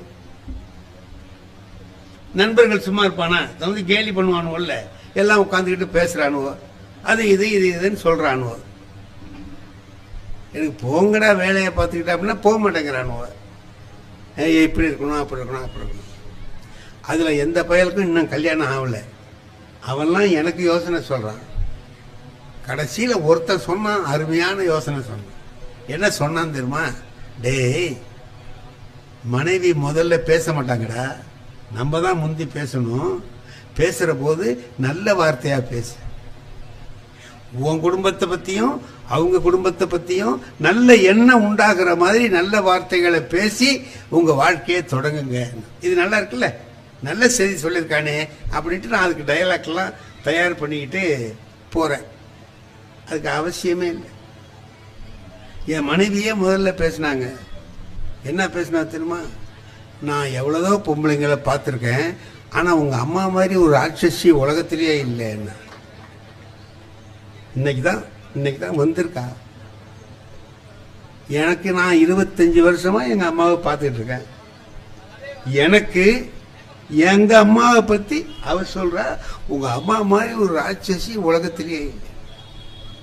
நான் என்னங்க பண்றது? மனசுல ஆத்திரம் கொந்தளிக்குதா இல்லையா? என்னடா இன்னைக்கு தான் வந்திருக்கேன், என்ன எங்க அம்மா யாரு, என்ன அவங்க குணம் என்ன உனக்கு ஒன்றும் தெரியாது, தெரியாமலே அம்மாவை ராட்சசின்னு நீ சொல்றீங்க. என்ன கோபம் வருது, ஓங்கி ஒரு அறை விட்டு வெட்டலாமா அப்படின்னு புத்தி வருது. அப்புறமா பார்த்தா அதுக்காக வந்த வேலையை பார்க்கணுமே தவிர அதை விட்டுட்டு வேற வேலை பார்க்கக்கூடாது அப்படின்னு நான் சொன்னேன். நீ சொல்றது கரெக்ட் தான், நானும் கவனிச்சுக்கிட்டு தான் இருக்கேன். மறுநாள் காலையில எங்க அம்மா கிட்ட சொன்னேன், உன்னை பத்தி என் பொண்டாட்டி இப்படி சொன்ன அம்மா. இதுக்கு எங்க அம்மாவுக்கு ஆத்திரம் வரணுமா இல்லையா, கோபம் வரணுமா இல்லையா? அவ சொன்னது கிடக்கட்டும், நீ என்ன செஞ்சேன்னா நான் அனுசரிச்சு போயிட்டோம்மான்னு. அதான்டா வாழ்க்கை, அதான்டா வாழ்க்கை. உங்க அப்பா கிட்ட நான் சொன்னதை விட அவ ஒன்னும் அதிகமா சொல்லடா.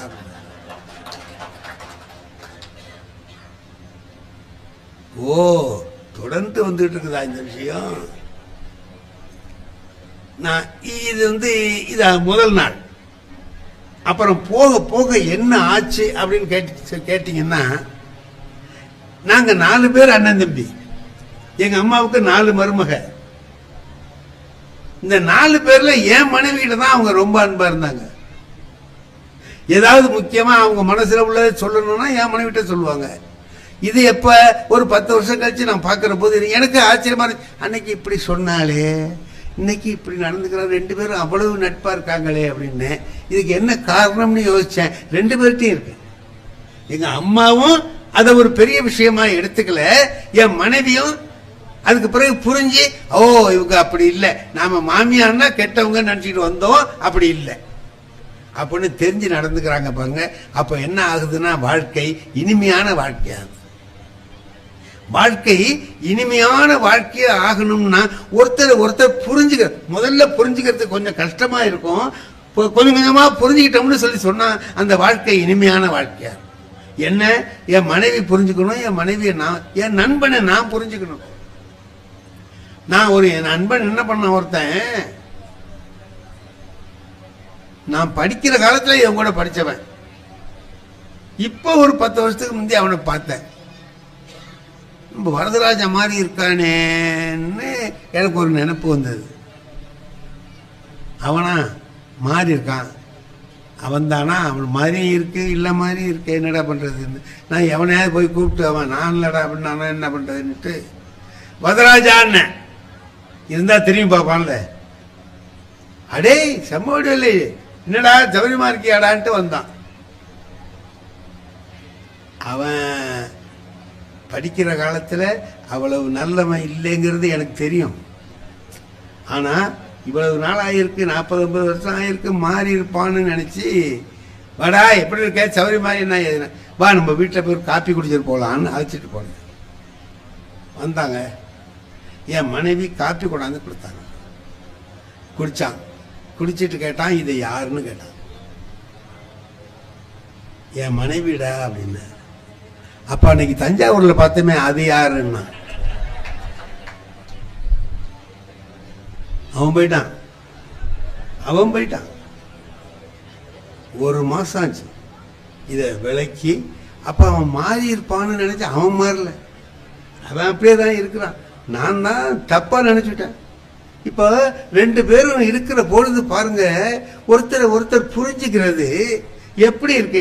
நல்ல விதமா புரிஞ்சுக்கிட்டு நல்ல விதமா வாழ்க்கையை வாழுகிற பொழுது அந்த வாழ்க்கை இனிமையா இருக்கு. அவனே வந்திருந்தான், அவ்வளவு நாளாச்சு, நல்லா இருந்து சௌரியமா பேசிட்டு மகிழ்ச்சியா போனானா அந்த நட்பு நீடிச்சிருக்கும் இல்லையா. இப்ப இனி இவனை கூப்பிடப்படாதுங்கிற முடிவுக்கு நான் வந்துருவேன்ல இல்லையா. நாம சில வீட்டுக்கு போறோங்க, நம்ம நண்பர்கள் விருந்தினர்கள். நான் எங்க நாகூர் தான் நான் பிறந்த ஊரு. அங்க போவேன், எங்க அண்ணன் இருக்காரு, எங்க தம்பி 2 பேர் இருக்கிறான், எல்லாரும் இருக்கிறான். அவங்க வீடெல்லாம் அங்கேயே தான் இருக்கு. நான் தான் திருவாரூர்ல இருந்து போவேன். அவங்க வீட்டுக்கெல்லாம் போகக்கூடாதுன்னு என் நண்பர் ஒருத்தர் இருக்கிறார், அவர் வீட்டுக்கு போவேன். ஏன்னா நம்ம நண்பர்கிட்ட வீட்டுக்கு போகணும் அப்படின்ட்டு மத்தியானம் நேரம் ஆயிட்டு 1 மணி 1:30 மணி ஆயிட்டு, சரி போவோம் அவர் வீட்டிலேயே சாப்பிடலாம்னு நினச்சிக்கிட்டு போறேன். அவர் என்ன பண்ணார், வாயா என்ன சாப்பாட்டு நேரத்தில் வந்திருக்க, ஆனா நீ தான் நம்ம வீட்டுல எல்லாம் சாப்பிட மாட்டியேன்னாரு. நான் சாப்பிடலான்னு தான் போறேன், நீ தான் நம்ம வீட்டுல எல்லாம் சாப்பிட மாட்டியேன்னாரு. நான் பார்த்தேன், இனி அண்ணன் வீட்டுக்கெல்லாம் போக முடியாது, இவன் வீட்டுலாம் தின்ன ஆகணும்.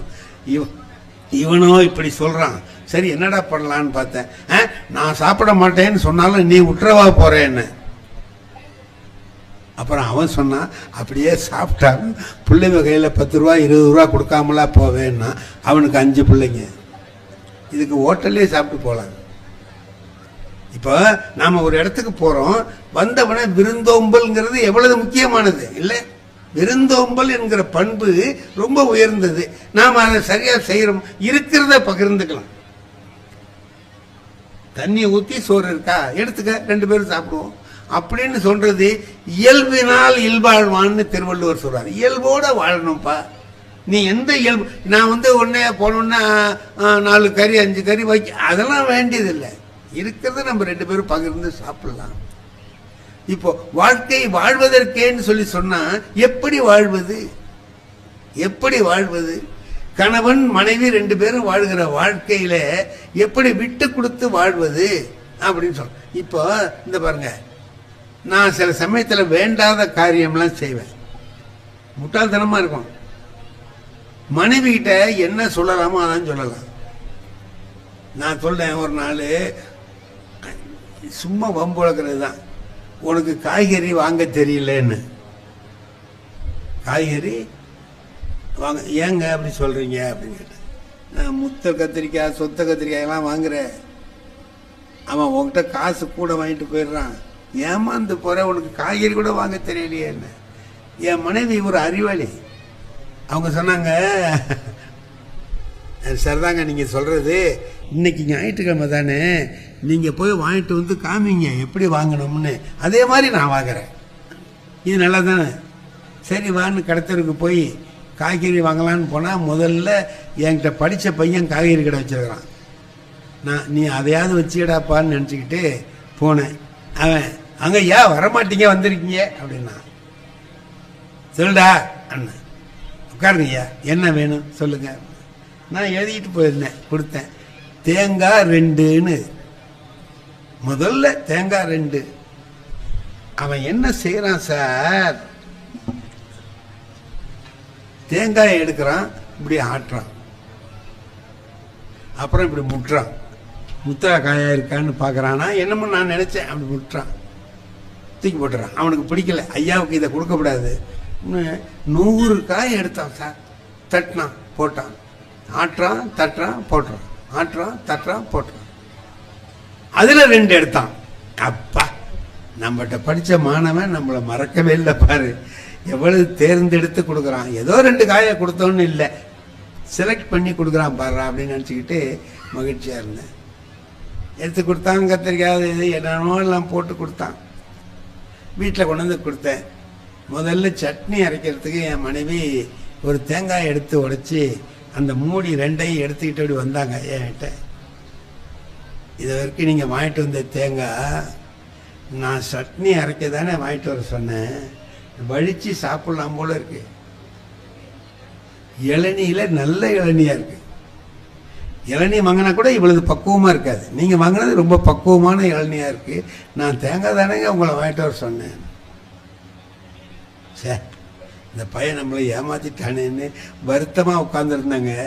கொஞ்ச நேரம் கழிச்சு வந்து என் மனைவி சொல்றாங்க, வருத்தப்படாதீங்க, ஏமாந்துட்டேமேன்னு வருத்தப்படாதீங்க, தேங்காயை இலசா வாங்கினாலும் கத்திரிக்காய் வெண்டைக்காயெல்லாம் நல்ல முத்தலா தான் வாங்கியிருக்கீங்க.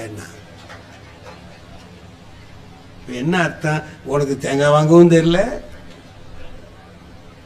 கத்திரிக்காய் வெண்டைக்காய் வாங்கவும் தெரியல, நீ வந்து என்ன குறை சொல்ற, எனக்கு தெரியலேன்னு சொல்ற அப்படிங்கிற கேள்விய ஒரு சின்ன வாக்கியத்துல சொல்றாங்க. இதாங்க வாழ்க்கையில என்னன்னு கேட்டீங்கன்னா, அவங்க அப்படி பேசுற போது நம்ம கோபிச்சுக்காம அவங்க சொல்றத ரசிக்க கத்துக்கிட்டோம்னு வைங்க. மனைவி சொல்றத ரசிச்சு, சார் நீங்க எல்லாம் நினைச்சீங்கன்னா கோவப்படுவீங்க. ஒரு நாள் அதிகாலையில நான் வெளியூர் புறப்படுறேன், 4 மணிக்கெல்லாம் போகணும், பஸ்ஸை பிடிச்சி நான் எங்கேயோ போகணும். எங்க வீட்டுல நான் என் மனைவிக்கு வேலை கொடுக்க மாட்டேன், நானே எல்லா வேலையும் பார்த்துக்குவேன். எடுத்து வைக்கிற துணிமணி எடுத்து வைக்கிறது கொள்றது எல்லாம், வெந்நீர் போடுறதுலேருந்து எல்லாம் நான் போட்டு குளிச்சுட்டு போகும்போது மனைவியை எழுப்பி விட்டு கதவு தாப்பு போட்டுக்கன்னு சொல்லிட்டு போறேன். இதான் போற வழியிலேயே காப்பி குடிச்சிட்டு போயிடுவேன். ஒரு நாள் புறப்படுறேங்க, மணி 4 மணி. என் மனைவி எப்படி எழுந்து வந்தாங்க என்னன்னு தெரியாது, காப்பி ஆத்துறாங்க. எனக்கு இது நடக்காதே, என்னடா இன்னைக்கு இப்படி ஆச்சரியமா நடக்குது அப்படின்னுட்டு நான் கேட்டேன், என்ன இது காப்பி போடுற? ஆமாங்க, நேத்தி அடுத்த வீட்டுக்காரர்கிட்ட பேசிட்டு இருக்கிற சொன்னீங்களே விடிய காலம் புறப்பட்டு போகணும்னு, குளிர் காலமா இருக்கே, கொஞ்சம் சூடாக காப்பி போட்டு கொடுத்தா சௌகரியமா இருக்கும்னு நேத்தி பாலில் கொஞ்சம் எடுத்து வச்சிருந்தேன், அதில் காப்பி போட்டு கொடுத்தேன். நான் சரி இன்னும் ஆத்துறேன். எங்க வீட்டில் ஒரு நாய் வளர்த்துட்டு, அந்த நாய் எப்படின்னு கேட்டீங்கன்னா, நான் எது சாப்பிட்டாலும் அதுக்கு பொறுக்காது, வாழ் வாழ் வாழ்ந்து கத்தும். நான் காப்பி குடிக்கிறத பார்த்த உடனே கத்துது, லொல்லு லொல்லு லொல்லு லொல்லு கத்துது. நான் என் மனைவிட்ட கேட்டேன், நாய் கத்துது, இந்த பால் மிச்சம் வச்சிருக்கியே அதை எடுத்து வேணா இந்த நாய்க்கு கொஞ்சம் ஊத்துட்டுமான்னு கேட்டேன். உள்ளாரேந்து என் மனைவி சொன்னாங்க, ஊத்தி விடாதீங்க, நாய்க்கெல்லாம் பழைய பால் கொடுத்தா வயிற்றுக்கு ஆகாதுன்னா. நான் கேட்டேன், என்ன நாய்க்கு கூட ஆகாததையா எனக்கு கொடுத்தேன்னு? நாய் வேற நீங்க வேற. நாய் வேற, நீங்க வேற. அதுக்கு சிலது ஆகும், சிலது ஆகாது. உங்களுக்கு சிலது ஆகும். இதையும் அதை எதுக்கு கம்பேர் பண்ணணும்? வேண்டாம், விட்டுடுங்க. இப்ப இதை கேட்ட கோபப்படுறதுனாலும் கோபப்படலாம், அதையே நல்லா பேசுறியன்னு நினைச்சு மகிழ்ச்சி அடைகிறதுனாலும் அடையலாம். இது ரெண்டும் நம்ம கையில இருக்கு இல்லையா? நீ என்ன நீ அப்படியா சொன்னேன், கோவப்படலாம். இந்த பாருங்க, காலையில் புறப்புறோம், வெளியில புறப்புறோம், நல்லா யோசனை பண்ணி பாருங்க. தேங்காய் எண்ணெய் தடவி தலை சீவணும், தேடி பார்க்குறோம் காணும். இப்படி பார்க்குறோம் தேங்காய் எண்ணெய் காணும். இங்கே வச்சுருந்த தேங்காய் எண்ணெய் கத்துவோம். நம்ம ஆஃபீஸுக்கு போகிற அவசரத்தில் இங்கே வச்சுருந்த தேங்காய் எண்ணெயை காணணும். அங்கே தான் இருக்கவங்க என்னாங்க தெரியலையா அவங்களுக்குன்ட்டு அவங்க நமக்காக தான் சமைச்சிட்டு இருக்காங்க, கத்துறாங்க. கிடுக்குன்னு வேகமா போய் ஏதாவது சொல்லலான்ட்டு போனா வழியிலேயே தேங்காய் எண்ணெய் கிண்ணம் இருக்கு, கால் பட்டு ஊத்துது. கேப்டன் டொப்பேர்னு போய் அது எட்டி போய் ஊத்து. இப்ப என்ன செய்யலாம்னு கேளுங்க, நீங்களே நினைச்சு பாருங்க. ரெண்டு வகையா நம்முடைய கோபத்தை ரியாக்ட் பண்ணலாம் இல்லையா? ரெண்டு வகையா வெளிப்படுத்தலாம்.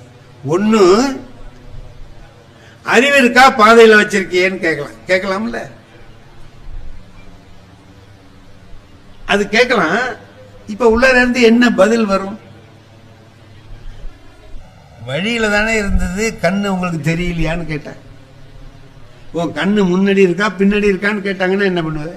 பார்த்து தானே, அதை போய் இடிச்சு தள்ளி விட்டுருக்கே, ஐயா அறிவு இல்லையான்னு கேட்டா சண்டை தானே வரும். அதையே இப்படி மாத்தி பார்ப்போம். வழியில தேங்காய் எண்ணெய் இருந்தது, நான் தெரியாம தட்டி விட்டேன் அப்படின்னு நம்ம சொன்னோம்னா, இல்லைங்க அந்த வழியில வச்சது நான் செஞ்சதுதான் தப்புன்னு அவங்க இல்ல. இது ரெண்டு பேரும் இப்படி பேசிக்கிட்டோம்னா இந்த வாழ்க்கை, நானும் வெளியில போய் கவலை இல்லாம இருப்பேன், வீட்டில் இருக்கிற மனைவியும் கவலை இல்லாம இருப்பாங்க. இப்ப நான் திட்டி அவங்க ஒண்ணு சொல்லி வம்பா போய் நீ சாப்பிட போன நான் போய் பார்த்து போய் நம்ம வேலை செய்யற இடத்துல போய் உட்கார்ந்தோம்னா இதே நினைப்பா தானே இருக்கும். ஏன்டா அப்படி பேசணும், என்னடா பண்ணிட்டோமே அப்படி இந்த நினைப்பு இருக்கும். அவங்களுக்கு ஐயா அவர் தான் பேசினாருன்னா நம்மளும் ஆத்திரமா பேசிட்டோம், இவங்களுக்கு வருத்தமா இங்கே இருக்கும். அப்படி இல்லாம இப்படி சுகமா இதை கொண்டு போயிட்டோம்னா என்ன ஆகும்னா, நானும் வாங்கய்யா வாங்க, நானும் கவலை இல்லாம அங்க ஆபீஸ்ல வேலை பார்ப்பேன், அவங்களும் வீட்டுல கவலை இல்லாம இருப்பாங்க இல்லையா? அப்ப ஒன்னே ஒண்ணு பார்ப்போம், நாம வாழ்க்கை எப்படி வாழலாம், எப்படி வாழலாம். திருவள்ளுவர் ஒண்ணு சொல்றாருங்க, அன்பும் அறனும் உடைத்தாயின் இல்வாழ்க்கை பண்பும் பயனும் அதுங்கிறார். இப்ப இதுக்கு என்ன அர்த்தம்? இதுக்கு என்ன அர்த்தம்? வாழ்க்கை நடத்துறதுக்கு ஒரு முதல் போடணும். இப்போ ஒரு வியாபாரம்னு வச்சுக்குவோம், வியாபாரத்துக்கு ஒரு முதல் போடணும்ல, கேபிட்டல் ஒன்று போடணும். எவ்வளவு ரூபா பணம் போட்டு ஆரம்பிக்கிறீங்க? 2 லட்சம் போட்டிருக்கேன், 5 லட்சம், ஏதோ ஒன்று சொல்லுவாங்க. இப்ப குடும்பம் நடத்துறதுக்கு என்ன முதல் போடணும்? திருவள்ளுவர் சொல்றார், அன்பை முதலா போடுங்கிற. அன்பை வச்சுக்கோ. ஏன் அன்பு என்னத்துக்கு? என்ன ஒண்ணு இல்ல, அன்பு இருந்தா குற்றம் தெரியாதுடா. அன்பு இருந்ததுன்னா இன்னொருத்தர் செய்யறதுல குற்றம் காணுகிற மனசு வராது, அதுல என்ன நல்லது இருக்குன்னு பாக்குற புத்தி வரும். நாம ஒரு பழமொழி ஊர்ல சொல்றோமா இல்லையா, வேண்டாத பொண்டாட்டி கைப்பட்டா குத்தம் கால்பட்டா குத்தம் அப்படின்னு சொல்றோம்ல. இப்படியே மாத்தி பாருங்க. அப்ப வேண்டிய பொண்டாட்டியா இருந்தா கால்பட்டா குத்தம் இல்லைன்னு அர்த்தம். கால் படுறது முக்கியம் இல்ல, நம்ம அவங்ககிட்ட அன்பு இருக்கா இல்லையாங்கிறது முக்கியம். அன்பு இருந்ததுன்னா அவங்க செஞ்ச செயல் குத்தமா தெரியும், அன்பு இல்லைன்னா அதுவே நல்லதா தெரியும். மகிழ்ச்சியா எல்லாத்தையும் எடுத்துக்கிட்டு போறதுக்கு ஒரு பழகிட்டோம்னு சொல்லி சொன்னா எல்லாமே இன்பமயமா இருக்கும். சரி, அன்பை போட்டு வியாபாரத்தை தொடங்கியாச்சு, அன்பை போட்டு மனைவி கிட்ட அன்பா இருக்கும், மனைவி நம்மகிட்ட அன்பா இருக்காங்க, 2 பேரும் அன்பா இருக்காங்க. ஒரு பாட்டு இருக்கு, ஒரு குறுந்தொகைன்னு ஒரு செய்யுள், ஒரு இலக்கியம் இருக்கு, அதுல ஒரு பாட்டு இருக்குது. ஒருத்தன் காதலிக்கிற போது என்ன பண்றான், மனைவியோட காதலியோட பேசிட்டு இருக்கிறான். அப்ப அவ என்ன பண்றா, ஒரு வெத்தலை பாக்கு கொடுக்குறான், இது மாதிரி அதுக்குள்ளார வேப்பங்கொட்டையை வச்சு கொடுத்துடுறான். வேப்பங்கொட்டை தானே இருக்கு, அதை வாங்கி தின்னுட்டு அவன் சொல்றான், சே என்ன இனிமையா இருக்குங்கிறான். வேப்பங்கொட்டை இனிமையாவா இருக்கும்? வேம்பின் பைங்காய் என் தோழி தரினே தேம்பூம் கட்டி என்று, தேன் மாதிரி இருக்கு, அது மாதிரி இருக்கு, இது மாதிரி இருக்கு, இனிமையா என்னென்ன இருக்கோ எல்லாம் இருக்கு அப்படின்னு சொல்லி சொன்னேன். எப்போ? காதலிக்கிற போது. இப்போ பாரி பரம்பின் பனிச்சுனை தண்ணீர், பாரியோட பரம்பு மலையில சுனை இருக்கு, அந்த சுனையோட தண்ணி ஜுளீர்னு இருக்கும், சுவையா இருக்கும். அதை எல்லாரும் எடுத்துட்டு போவாங்க, சமைக்கிறதுக்கு சாப்பிட்றதுக்கு எல்லாத்துக்கும் எடுத்துட்டு போவாங்க.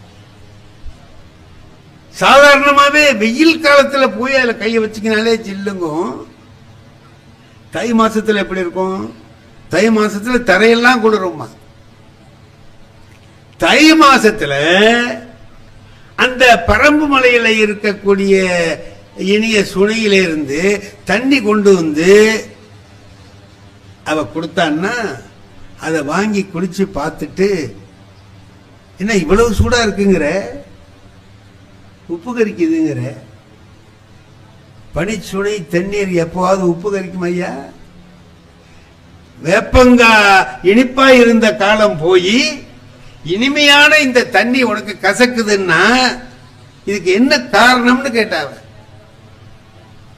வேப்பங்காயும் காரணம் இல்ல, இந்த சுனை தண்ணியும் காரணம் இல்ல, வேற எதிரா காரணம்னா அன்பின் பாலேன்னா. உங்ககிட்ட அப்ப அன்பு இருந்தது, இப்ப அன்பு இல்லை. இப்ப ஒண்ணு புரியுது நமக்கு, அன்புன்னு ஒண்ணு மட்டும் இருந்துட்டுதுன்னா, ஒரு சாதாரண ஒரு பழமொழி நம்ம ஊர்ல சொல்லுவோம், குற்றம் பார்க்கில் சுற்றம் இல்லை, குற்றம் பார்க்கில் சுற்றம் இல்லை. குற்றம்னு பார்க்க ஆரம்பிச்சிட்டோம்னா ஒவ்வொருத்தையும் ஒரு குற்றம் இருக்கும். என்கிட்ட ஒரு குற்றம் இருக்கும், என் மனைவிட்ட ஒரு குற்றம் இருக்கும், என் பையன் கிட்ட ஒரு குற்றம் இருக்கும். அதே எடுத்து வச்சு பார்த்தோம்னு சொன்னா அது பெருசா தெரியும். அதை மறந்துட்டு நல்லதை நினைச்சு பார்த்தோம்னா, ரெண்டு பேர் கணவன் மனைவி சண்டை போட்டுக்கிட்டு போறாங்க, எங்களுக்குள்ள கணவன் பிடிக்கலங்க அப்படின்னு சொல்லிட்டு போறாங்க ஒரு பெரியவர்கிட்ட. அந்த பெரியவர் என்ன பண்ணாரு, உட்காருங்கன்னு சொல்லிவிட்டு ரெண்டு பேர்ட்டையும் ரெண்டு தாள் கொடுத்து, இதுல உன் கணவன் மேல இருக்கக்கூடிய, உன் கணவன்கிட்ட இருக்கக்கூடிய என்னென்ன தப்பு, அவன் செய்யற தப்பு என்னென்ன, குற்றம் என்னென்னங்கிறத ஒரு பக்கத்துல எழுது, பின் பக்கத்துல அவகிட்ட இருக்கிற நல்லது என்னன்னு எழுது. அவங்கிட்ட சொன்னான், உன் மனைவி கிட்ட இருக்கக்கூடிய தப்பு என்னன்னா, நல்லது என்னன்னா, ரெண்டையும் இந்த பக்கமும் அந்த பக்கமும் எழுதிட்டு வாங்கன்னா. எத்தனை நம்பர் போட்டு எழுதுறான்னா, எவ்வளவு தப்பு இருக்கு, 9 தப்பு இருக்கு, எவ்வளவு ரைட் இருக்கு, 15 தப்பு இருக்கு, இன்னும் நல்லது இருக்கு. ஏன் 15 நல்லதை மறந்துட்டு 9 தப்பையே நினைக்கிறியே, தப்பு இல்லாதவன் யார்தான் இருக்கான்? ஏதாவது ஒரு குறை இருக்கும், அந்த குறையை நீக்கிட்டு இது பார்க்கணும்னா, அதனால்தான் அவன் என்ன பண்றான், வேப்பங்காய நல்லா இருக்குங்கிறான், தண்ணிய நல்லா இல்லைங்கிறான். என்ன காரணம்? அன்பு. திருவள்ளுவர் சொல்றார், அன்பை முதல்ல போடு. சரி, லாபம், ஒரு வியாபாரம் பண்ணோம்னா லாபம் வரணும்ல நமக்கு. என்ன அதுல லாபம் இருக்கு அப்படின்னா, அதோடைய பயன் வேணும்ல. என்ன பயன்? அறம் செய்வதுதான் பயன். 4 பேருக்கு நல்லது செய்யலாம்டா.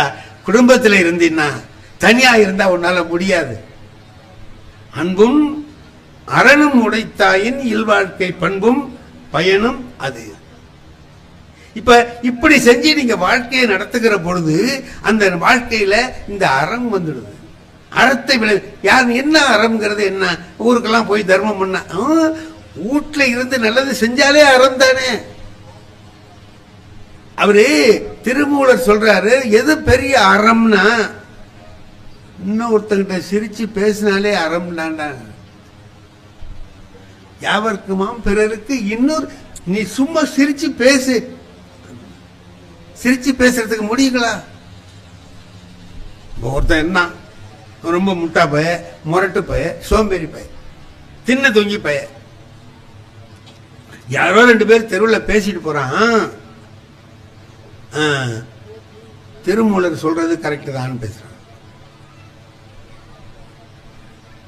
என்ன திருமூலர் சொல்றது கரெக்ட்? இவன் போனா என்ன, இவன் சோம்பேறி பய, திண்ணையில படுத்துக்கிற பய. என்ன திருவள்ளுவர் சொன்னது சரிதாங்கிறீங்க, திருமூலர் சொன்னது என்னன்னு கேட்டான் அவர்கிட்ட போய்.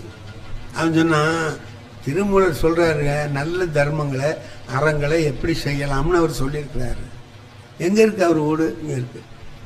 கொஞ்சம் சுலபமான விஷயமா சொல்லுவாரா? சொல்லுவா, நல்லா சொல்லுவார். போங்க போய் கேளுங்க. இவன் அவர்கிட்ட வீட்டை தேடி போய் கேட்கிறான், நீங்க தான் திருமூலரான்னு கேட்டான். ஆமான்னு.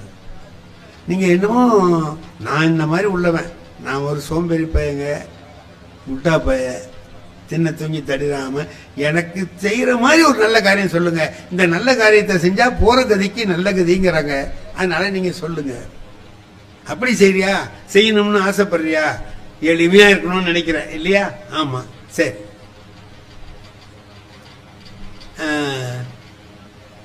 உங்க தெருவில் போற வழியில வில்வ மரம் இருக்கா? இருக்கு. அதுல ஏறி 4 வில்வ தழைய பறிச்சு பக்கத்துல எங்கேயாவது சிவலிங்கம் இருக்கும், அது தலையில போட்டுட்டு போ. அதுவே தர்மம் தாண்டா. யாவருக்குமாம் இறைவருக்கு ஒரு பச்சை சும்மா ஒரு இலையை கொண்டு போட்டுட்டு போலாமேப்பா அப்படின்னாரு. அவன் சொன்னான், இந்த மாதிரிலாம் சொல்லக்கூடாது.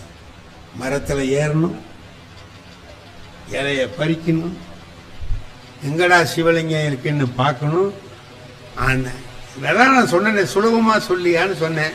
நீ என்னையா இப்படி சொல்ற அப்படின்னு. அது பண்ணால முடியாதுங்கிறியா, இன்னும் கொஞ்சம் சுலபமா சொல்லட்டுமா அப்படின்னார். என்ன அப்படின்னா, இப்ப ஒரு நல்ல சௌரியம் ஆயிட்டு பார்த்தீங்களா, யாரும் போக முடியாது.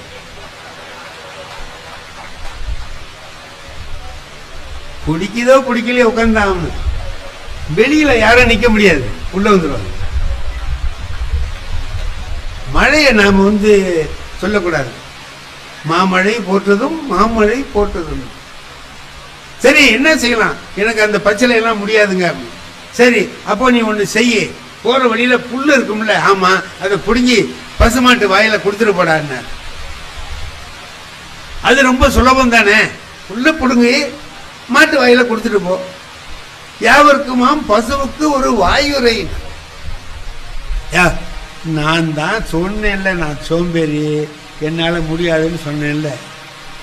குனி, புல்ல புடுங்கு, மாட்டு வாயில கொடுக்கும் போதே மாட்டு வாயில கொடுத்தாக்கா அது கடிச்சாலும் போச்சு. இதெல்லாம் என்னத்துக்கு, எனக்கு வேண்டாம், நீ ஒன்றும் சரியா வர மாட்டே போறேன்னா. திருமூலர் சொன்னார், போயிடாத இரு, இதை விட சுலபமா நான் ஒன்று சொல்றேன். என்னன்னா, சாப்பிடுவியா? சாப்பிடுறேன். எத்தனை வேளை சாப்பிடுவேன்? ஒரு 3 வேளை சாப்பிடுவேன்.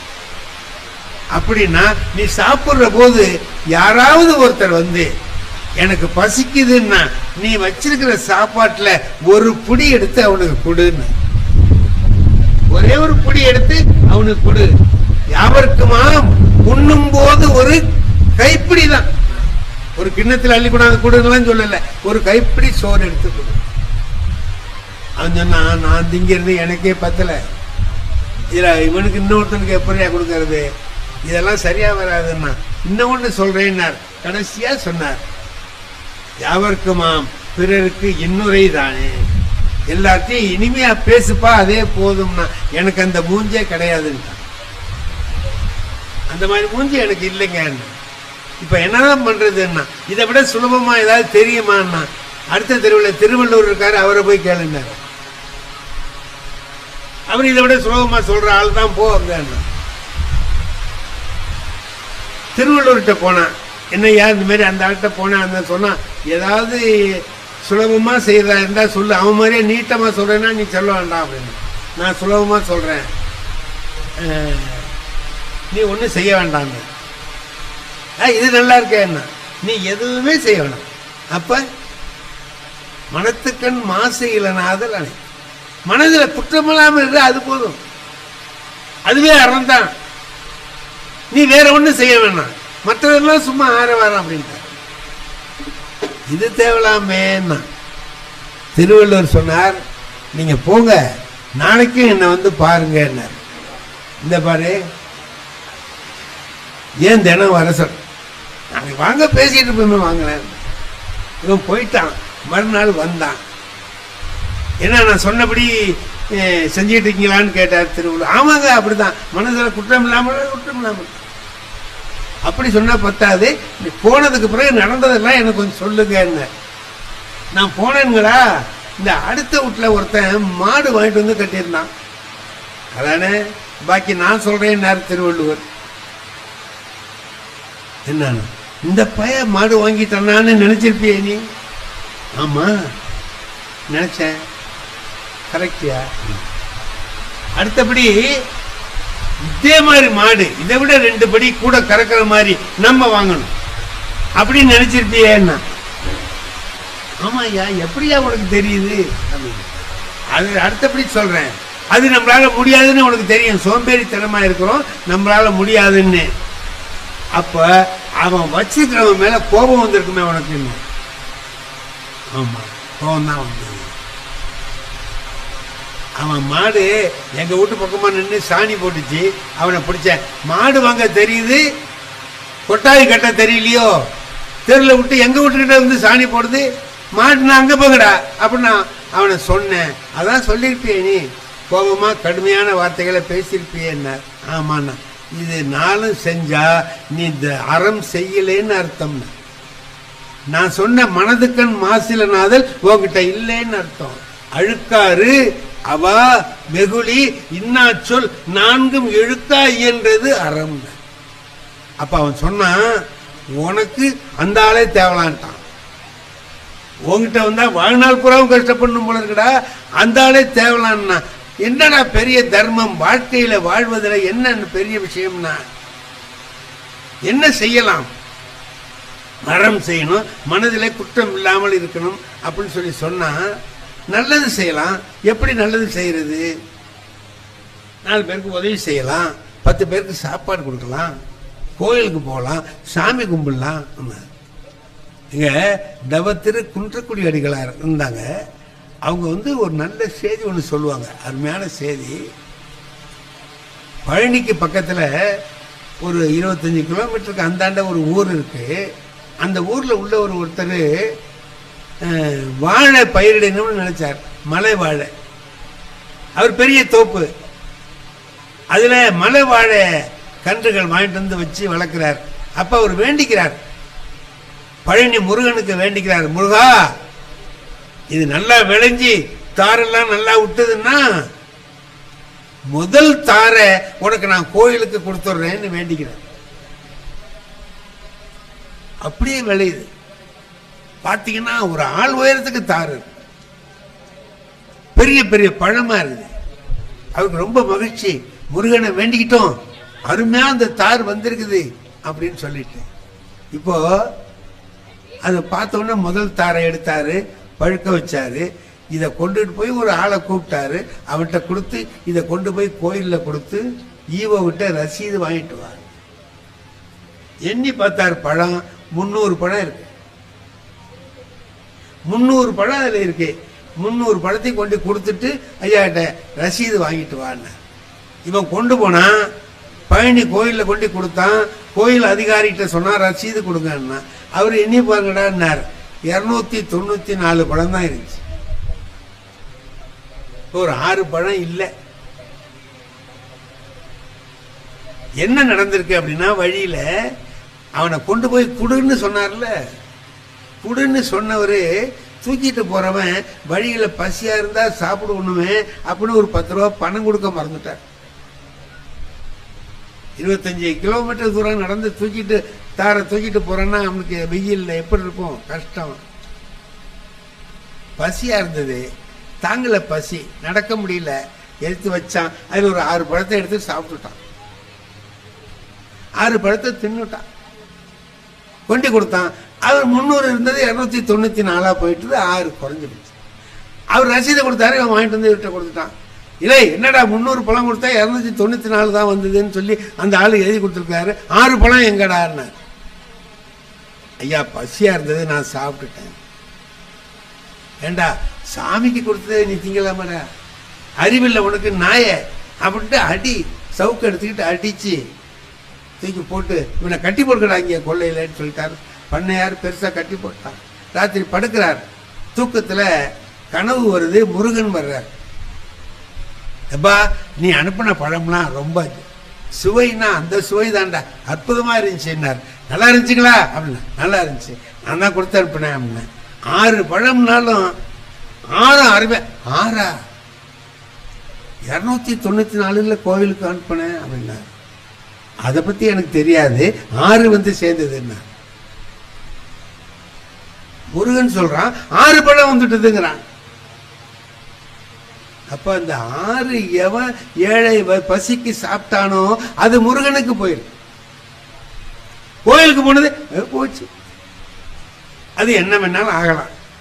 ஆனா 6 நேரடியா இறைவனுக்கு போய் சேருது. இதையும் திருமூலர் தான் சொல்ற. இவன் இருக்கானே, இவன் வந்து நடமாடும் கோயில், இவன் நடமாடுறவன். கோயில் படமாடும் கோயில். நடமாடும் கோயில் நம்பருக்கு ஒன்று ஈயின், படமாடும் கோயில் பகவருக்கு அங்கு ஆகான். படமாடும் கோயில் பகவருக்கு ஒன்று ஈயின், நடமாடும் கோயில் நம்பருக்கு அங்கு ஆகா. கோயில்ல கொண்டு ஒண்ணு கொடுத்தீனா இவனுக்கு வராது, ஆனா இவங்கிட்ட கொடுத்தீங்கன்னா கோயிலுக்கு போகும். இவன் வயிற்றுக்கு போனது, ஏழை வயிற்றுக்கு போனது இறைவனுக்கு போய் சேர்ந்தது. ஏன்னா ஏழையின் வயிற்றுல தான் இறைவனே இருக்கான். அதை நிறைவு பண்ணா இறைவனை நிறைவு பண்ணதா ஆச்சு அப்படின்னா. அப்ப அங்க போய் அடிகளார் இந்த கதையை சொல்லுவாங்க. சொல்லி நாம எப்ப வந்து மற்றவர்களுடைய பசியை தீர்க்கிறோமோ அப்ப இறைவனுடைய பசியை தீர்த்ததாக ஆகும். அண்ணா அறிஞர் அண்ணா சொன்னார், ஏழையின் சிரிப்பில் இறைவனை காண்போம். ஏழையை சிரிக்க வச்சா அதுதான் இறைவனுக்கு செய்கிற பணி. நான் படிக்கிற காலத்துல ஒரு இங்கிலீஷ்ல ஒரு கதை எங்களுக்கு பாடத்துல இருந்துச்சு. அபு பென் ஆடம்னு ஒண்ணு. அதுல வந்து அவன் என்ன செய்யறான், நல்லவனாகிறான். யாராவது கண்ணு தெரியாதவன் இருந்தானா அவனுக்கு உதவி செய்யறான். ஒரு அம்மா ஒரு பொருள் வாங்கணும்னு சொல்லி சொன்னா அவங்களுக்கு வாங்கிட்டு வந்து கொடுத்துட்டு போறான். பள்ளிக்கூடத்துக்கு லேட்டா போய் அடி வாங்கினாலும் இதெல்லாம் செய்யறான். எல்லாருக்கும் உதவி செய்யறான். பார்வை இல்லாதவர் பஸ் ஸ்டாண்டுக்கு போகணும்னா கொண்டு விட்டுட்டு போறான். ஒரு நாள் ராத்திரி தூங்கிட்டு இருக்கான், என்னமோ சத்தம் கேட்குது. முழிச்சு பார்க்கறான், ஒரு தேவதை முழிச்சு என்னமோ ஒரு பேப்பர் வச்சு எழுதிக்கிட்டு இருக்கு, இப்படி எழுதுது. அப்ப இவன் முழிச்சிட்டு கேட்டான், யாரு நீ? நானா தேவதை. என்ன எழுதிக்கிட்டு இருக்க? என்ன? யாரெல்லாம் ரொம்ப கடவுள் பக்தி உள்ளவங்களா இருக்கிறாங்கிறத லிஸ்ட் எடுத்துக்கிட்டு இருக்கேன். கடவுள் பக்தி ரொம்ப உள்ளவங்க யார் யாருன்னு லிஸ்ட் எடுத்துக்கிட்டு இருக்கேன். அபு பென் கேட்டான், என் பேர் இருக்கான்னு கேட்டான். அது படிச்சு பார்த்துட்டு, உன் பேர் இல்லையே, உன் பேர் இல்லையப்பா. இல்ல, சரி போ வந்துட்டான். அப்புறம் ஒரு நாள் இதே மாதிரி முடிச்சு பார்க்கறான், ஒரு தேவதை எழுதிக்கிட்டு இருக்கு. என்ன எழுதுறேன்னா, கடவுள் யார்கிட்ட ரொம்ப பக்தியா இருக்கிறார், யார்கிட்ட ரொம்ப அன்பா இருக்காருன்னு நான் லிஸ்ட் எடுக்கிறேன். என் பேர் இருக்கான்னா, உன் பேர் தான் முதல் பேரா இருக்கு. ஏழை எளிய மக்களுக்கு உதவி செய்கிறவனை கடவுள் வந்து கும்பிடுறார். நீ கடவுள்கிட்ட போய் கும்பிடணும், அவர் இங்க வந்து கும்பிடுவார்னா. ஏழை எளிய மக்களுக்கு செய்வது, குடும்பத்தில் இருந்து நல்லது செய்யறது என்ன அப்படின்னா, ஒரு பெரிய பணக்காரர் இருக்கிறார், பெரிய பணக்காரர், நிறைய சாப்பிடுவார், அருமையான சாப்பாடுலாம் சாப்பிடுவார். அவருக்கு ரொம்ப கவலை, தூக்கம் வராது, தவிப்பார், கஷ்டப்படுவார். மத்தியான நேரத்தில் சாப்பிடவும் முடியல, கொள்ள முடியல, அப்படி என்னென்னமோ கவலைகள் இருந்துச்சு அவருக்கு. என்னடா இப்படி இருக்க, இவ்வளவு கோடி கோடியா பணம் இருக்கு, தூக்கம் வர மாட்டேங்குது, மனசுல ஒரு நிம்மதி இருக்க மாட்டேங்குது, என்னடா வாழ்க்கை இது அப்படின்னு நினைச்சுக்கிட்டு இப்படி போறாரு. கொள்ள பக்கமா போய் இப்படி வயல்ல போறாரு. அங்க ஒரு உழவன் உழுதிட்டு இருக்கிறான். எப்போ மத்தியானம் வெயில்ல மேல சட்டை இல்லாம தலையில முண்டாசை கட்டிக்கிட்டு ஏர் ஓட்டுறான். ஹாயின்னு தெம்மாங்கு பாட்டு பாடிக்கிட்டு ஓட்டுறான். இவ்வளவு சாப்பாடு சாப்பிட்டோம் கொண்டோம், நமக்கு நிம்மதி இல்லை. இந்த வெயில்ல வேலை செஞ்சுக்கிட்டு என்னடா பாவி இப்ப பாட்டு பாடிக்கிட்டு இருக்கிறான், இவ்வளவு சந்தோஷமா இருக்கானேன்னு நினைச்சுக்கிட்டு இங்க வான்னு கூப்பிட்டார். வந்தான். என்னடா உனக்கு இந்த வேலை வெயில்ல இவ்வளவு கஷ்டப்பட்டுட்டு இருக்க, பாட்டு பாடிட்டு இருக்கேன்னா. அவன் சொன்னான், ஐயா இந்த வேலை செஞ்சு முடிச்சேன்னா 8 ரூபா கிடைக்கும்யான்னு. எவ்வளவு? 8 ரூபா கிடைக்கும்யா அப்படின்னா. 8 ரூபாயா? 8 ரூபாய்க்காடா இந்த பாட்டு போடுற? என்ன 8 ரூபான்னா ரொம்ப லேசா நினைச்சிட்டீங்க. 8 ரூபாயில நான் 4 வேலை செய்வேன்னா. என்னடா 4 வேலை செய்வேன்? ஐயா நானும் என் பொண்டாட்டியும் சாப்பிடுவோம், 2 ரூபா செலவாகும். சரி, ஒரு 2 ரூபா முந்தி வாங்கின கடனுக்கு வட்டி கட்டுவேன், இன்னொரு 2 ரூபா வட்டிக்கு கொடுப்பேன். 6 ரூபா ஆச்சுங்களா? ஒரு 2 ரூபா தர்மம் பண்ணுவேன், சாப்பிடுவேன், படுப்பேன், தூங்கிடுவேன், மறுநாள் காலையில் வந்து வேலை செய்வேன். 8 ரூபா இப்படின்னு வரிசையா வரும். என்னடா வட்டிக்கு கொடுப்பேன், வட்டி கட்டுவேன்னு சொல்றிய, என்னடா அவனுக்கு புரியலையப்பான்னார். ஒன்றும் இல்லைங்க, நானும் என் மனைவி சாப்பிட்றதுக்கு 2 ரூபா செலவாகும். சரி, என்னமோ வாங்கின கடனுக்கு வட்டி கட்டுவேன் நீ. ஆமா, எங்க அப்பாவும் அம்மாவும் எங்க வீட்டில் இருக்காங்க, அவங்கள காப்பாத்திட்டு இருக்கேன், வயசானவங்களை, அதுக்கு 2 ரூபா செலவாகுது. அவங்க எனக்கு செஞ்சாங்க முந்தி, அதுக்கு நான் இப்போ வட்டி கட்டிட்டு இருக்கேன். 2 ரூபா வட்டிக்கு கொடுக்குறேன். எனக்கு 2 பிள்ளைங்க இருக்குங்க, அதுகளை படிக்கிறதுக்கு செலவு பண்ணிட்டு இருக்கேன், அதுக்கு 2 ரூபா செலவாகுது, அது வட்டிக்கு கொடுக்குறேன், நாளைக்கு அவன் எனக்கு கொடுப்பான். தர்மம் பண்றேன்னு சொன்னேன். எங்க அக்கா திருமணம் பண்ணி கொடுத்தோம், அவங்க வாழ்க்கையில கஷ்டமா போச்சு, இப்ப அவங்க பிள்ளையோட சேர்த்து இங்க வந்திருக்காங்க, அவங்கள நான் வச்சு காப்பாத்துறேன், அதுக்கு 2 ரூபா செலவாகுதுன்னா. இது நான் செய்யற தர்மம், என்னால முடிஞ்ச தர்மம் இது. அப்ப அவன் நினைச்சான், ஒரு 8 ரூபா தான் வருது அவனுக்கு, ரொம்ப வரல, நம்மகிட்ட 8000 கோடி இருக்கு, கவலையா இருக்கு. அவன் 8 ரூபாய் வச்சுக்கிட்டு இவ்வளவு சௌரியமா என்னென்ன காரியத்தை செஞ்சேன், சௌரியமா போச்சு, என் கடமை முடிஞ்சதுன்னு நினைச்சுக்கிட்டு சந்தோஷமா இருக்கானே, இது நமக்கு தெரியலையேன்ட்டு பாருங்க. வாழ்க்கை என்பது நாம நம்முடைய வாழ்க்கையை எல்லா வகையிலும் நாமே அனுபவிக்கணும்னு. என்ன ஒருத்தன் கேட்கிறான், உன் மனைவியோட சேர்ந்து சந்தோஷமா இருந்தேங்கிறியே, அந்த இன்பம் எப்படி இருந்ததுன்னு கேட்டான். உலகத்துல யாராலையாவது சொல்ல முடியுமா? இத திருவள்ளுவர் ஒருத்தர் தான் சொன்னார். நீயே சம்பாதிக்கணும்டா,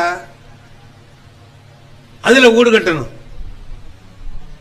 நான் சம்பாதிச்ச, ஏன்னா நான் சம்பாதிச்ச கட்டின ஊடுங்கிறது வேற, எங்க அப்பா கொடுத்துட்டு போன ஊடுங்கிறது வேற. எங்க அப்பா கொடுத்துட்டு போன ஊடா இருந்தா கரையா முடிச்சாலும் நான் கவலைப்பட மாட்டேன். ஏன்னா அது எவ்வளவு கஷ்டப்பட்டு கட்டினதுங்கிறது எனக்கு தெரியாது. ஆனா நான் சம்பாதிச்சு கட்டினேன் பாருங்க, ஒவ்வொரு ரூபாயும் எனக்கு தெரியும். துண்டு எடுத்து தொடச்சிட்டு உட்கார்ந்துருப்பேன். அவன் வீட்டுல இருந்து அவன் சம்பாதிச்ச பணத்துல எல்லாருக்கும் கொடுத்துட்டு அவனும் சாப்பிட்டுட்டு அப்படி உட்கார்ந்து நிம்மதியா இருக்கான் பாருங்க, அப்ப அவனுக்கு ஒரு மகிழ்ச்சி வரும்ல. அவன் வீட்டுல அவன் சம்பாதிச்ச பணத்துல மற்றவங்களுக்கு கொடுத்துட்டு இவன் சொன்னான் பாருங்க, எங்க அப்பா அம்மாவுக்கு கொடுக்குறேன், பிள்ளைங்களை படிக்க வைக்கிறேன், கஷ்டப்பட்டவங்களுக்கு ஒரு உதவி செய்யறேன், இவ்வளவு செய்யறேன்னு சொன்னால, அப்படி எல்லாம் செஞ்சுட்டு உட்கார்ந்து இருக்கும் போது எப்படி அந்த உழவன் ஒரு இன்பத்தை அனுபவிக்கிறானோ, அது போன்ற இன்பம் தான் நானும் அவளும் கூடி அனுபவித்த இன்பம். தம்மில் இருந்து தமது பார்த்து உண்டற்றால் அம்மா அறிவை முயக்குன்னு சொல்லி திருவள்ளுவர் சொல்லுகிறார். ஆகையினால என்னுடைய அருமை நண்பர்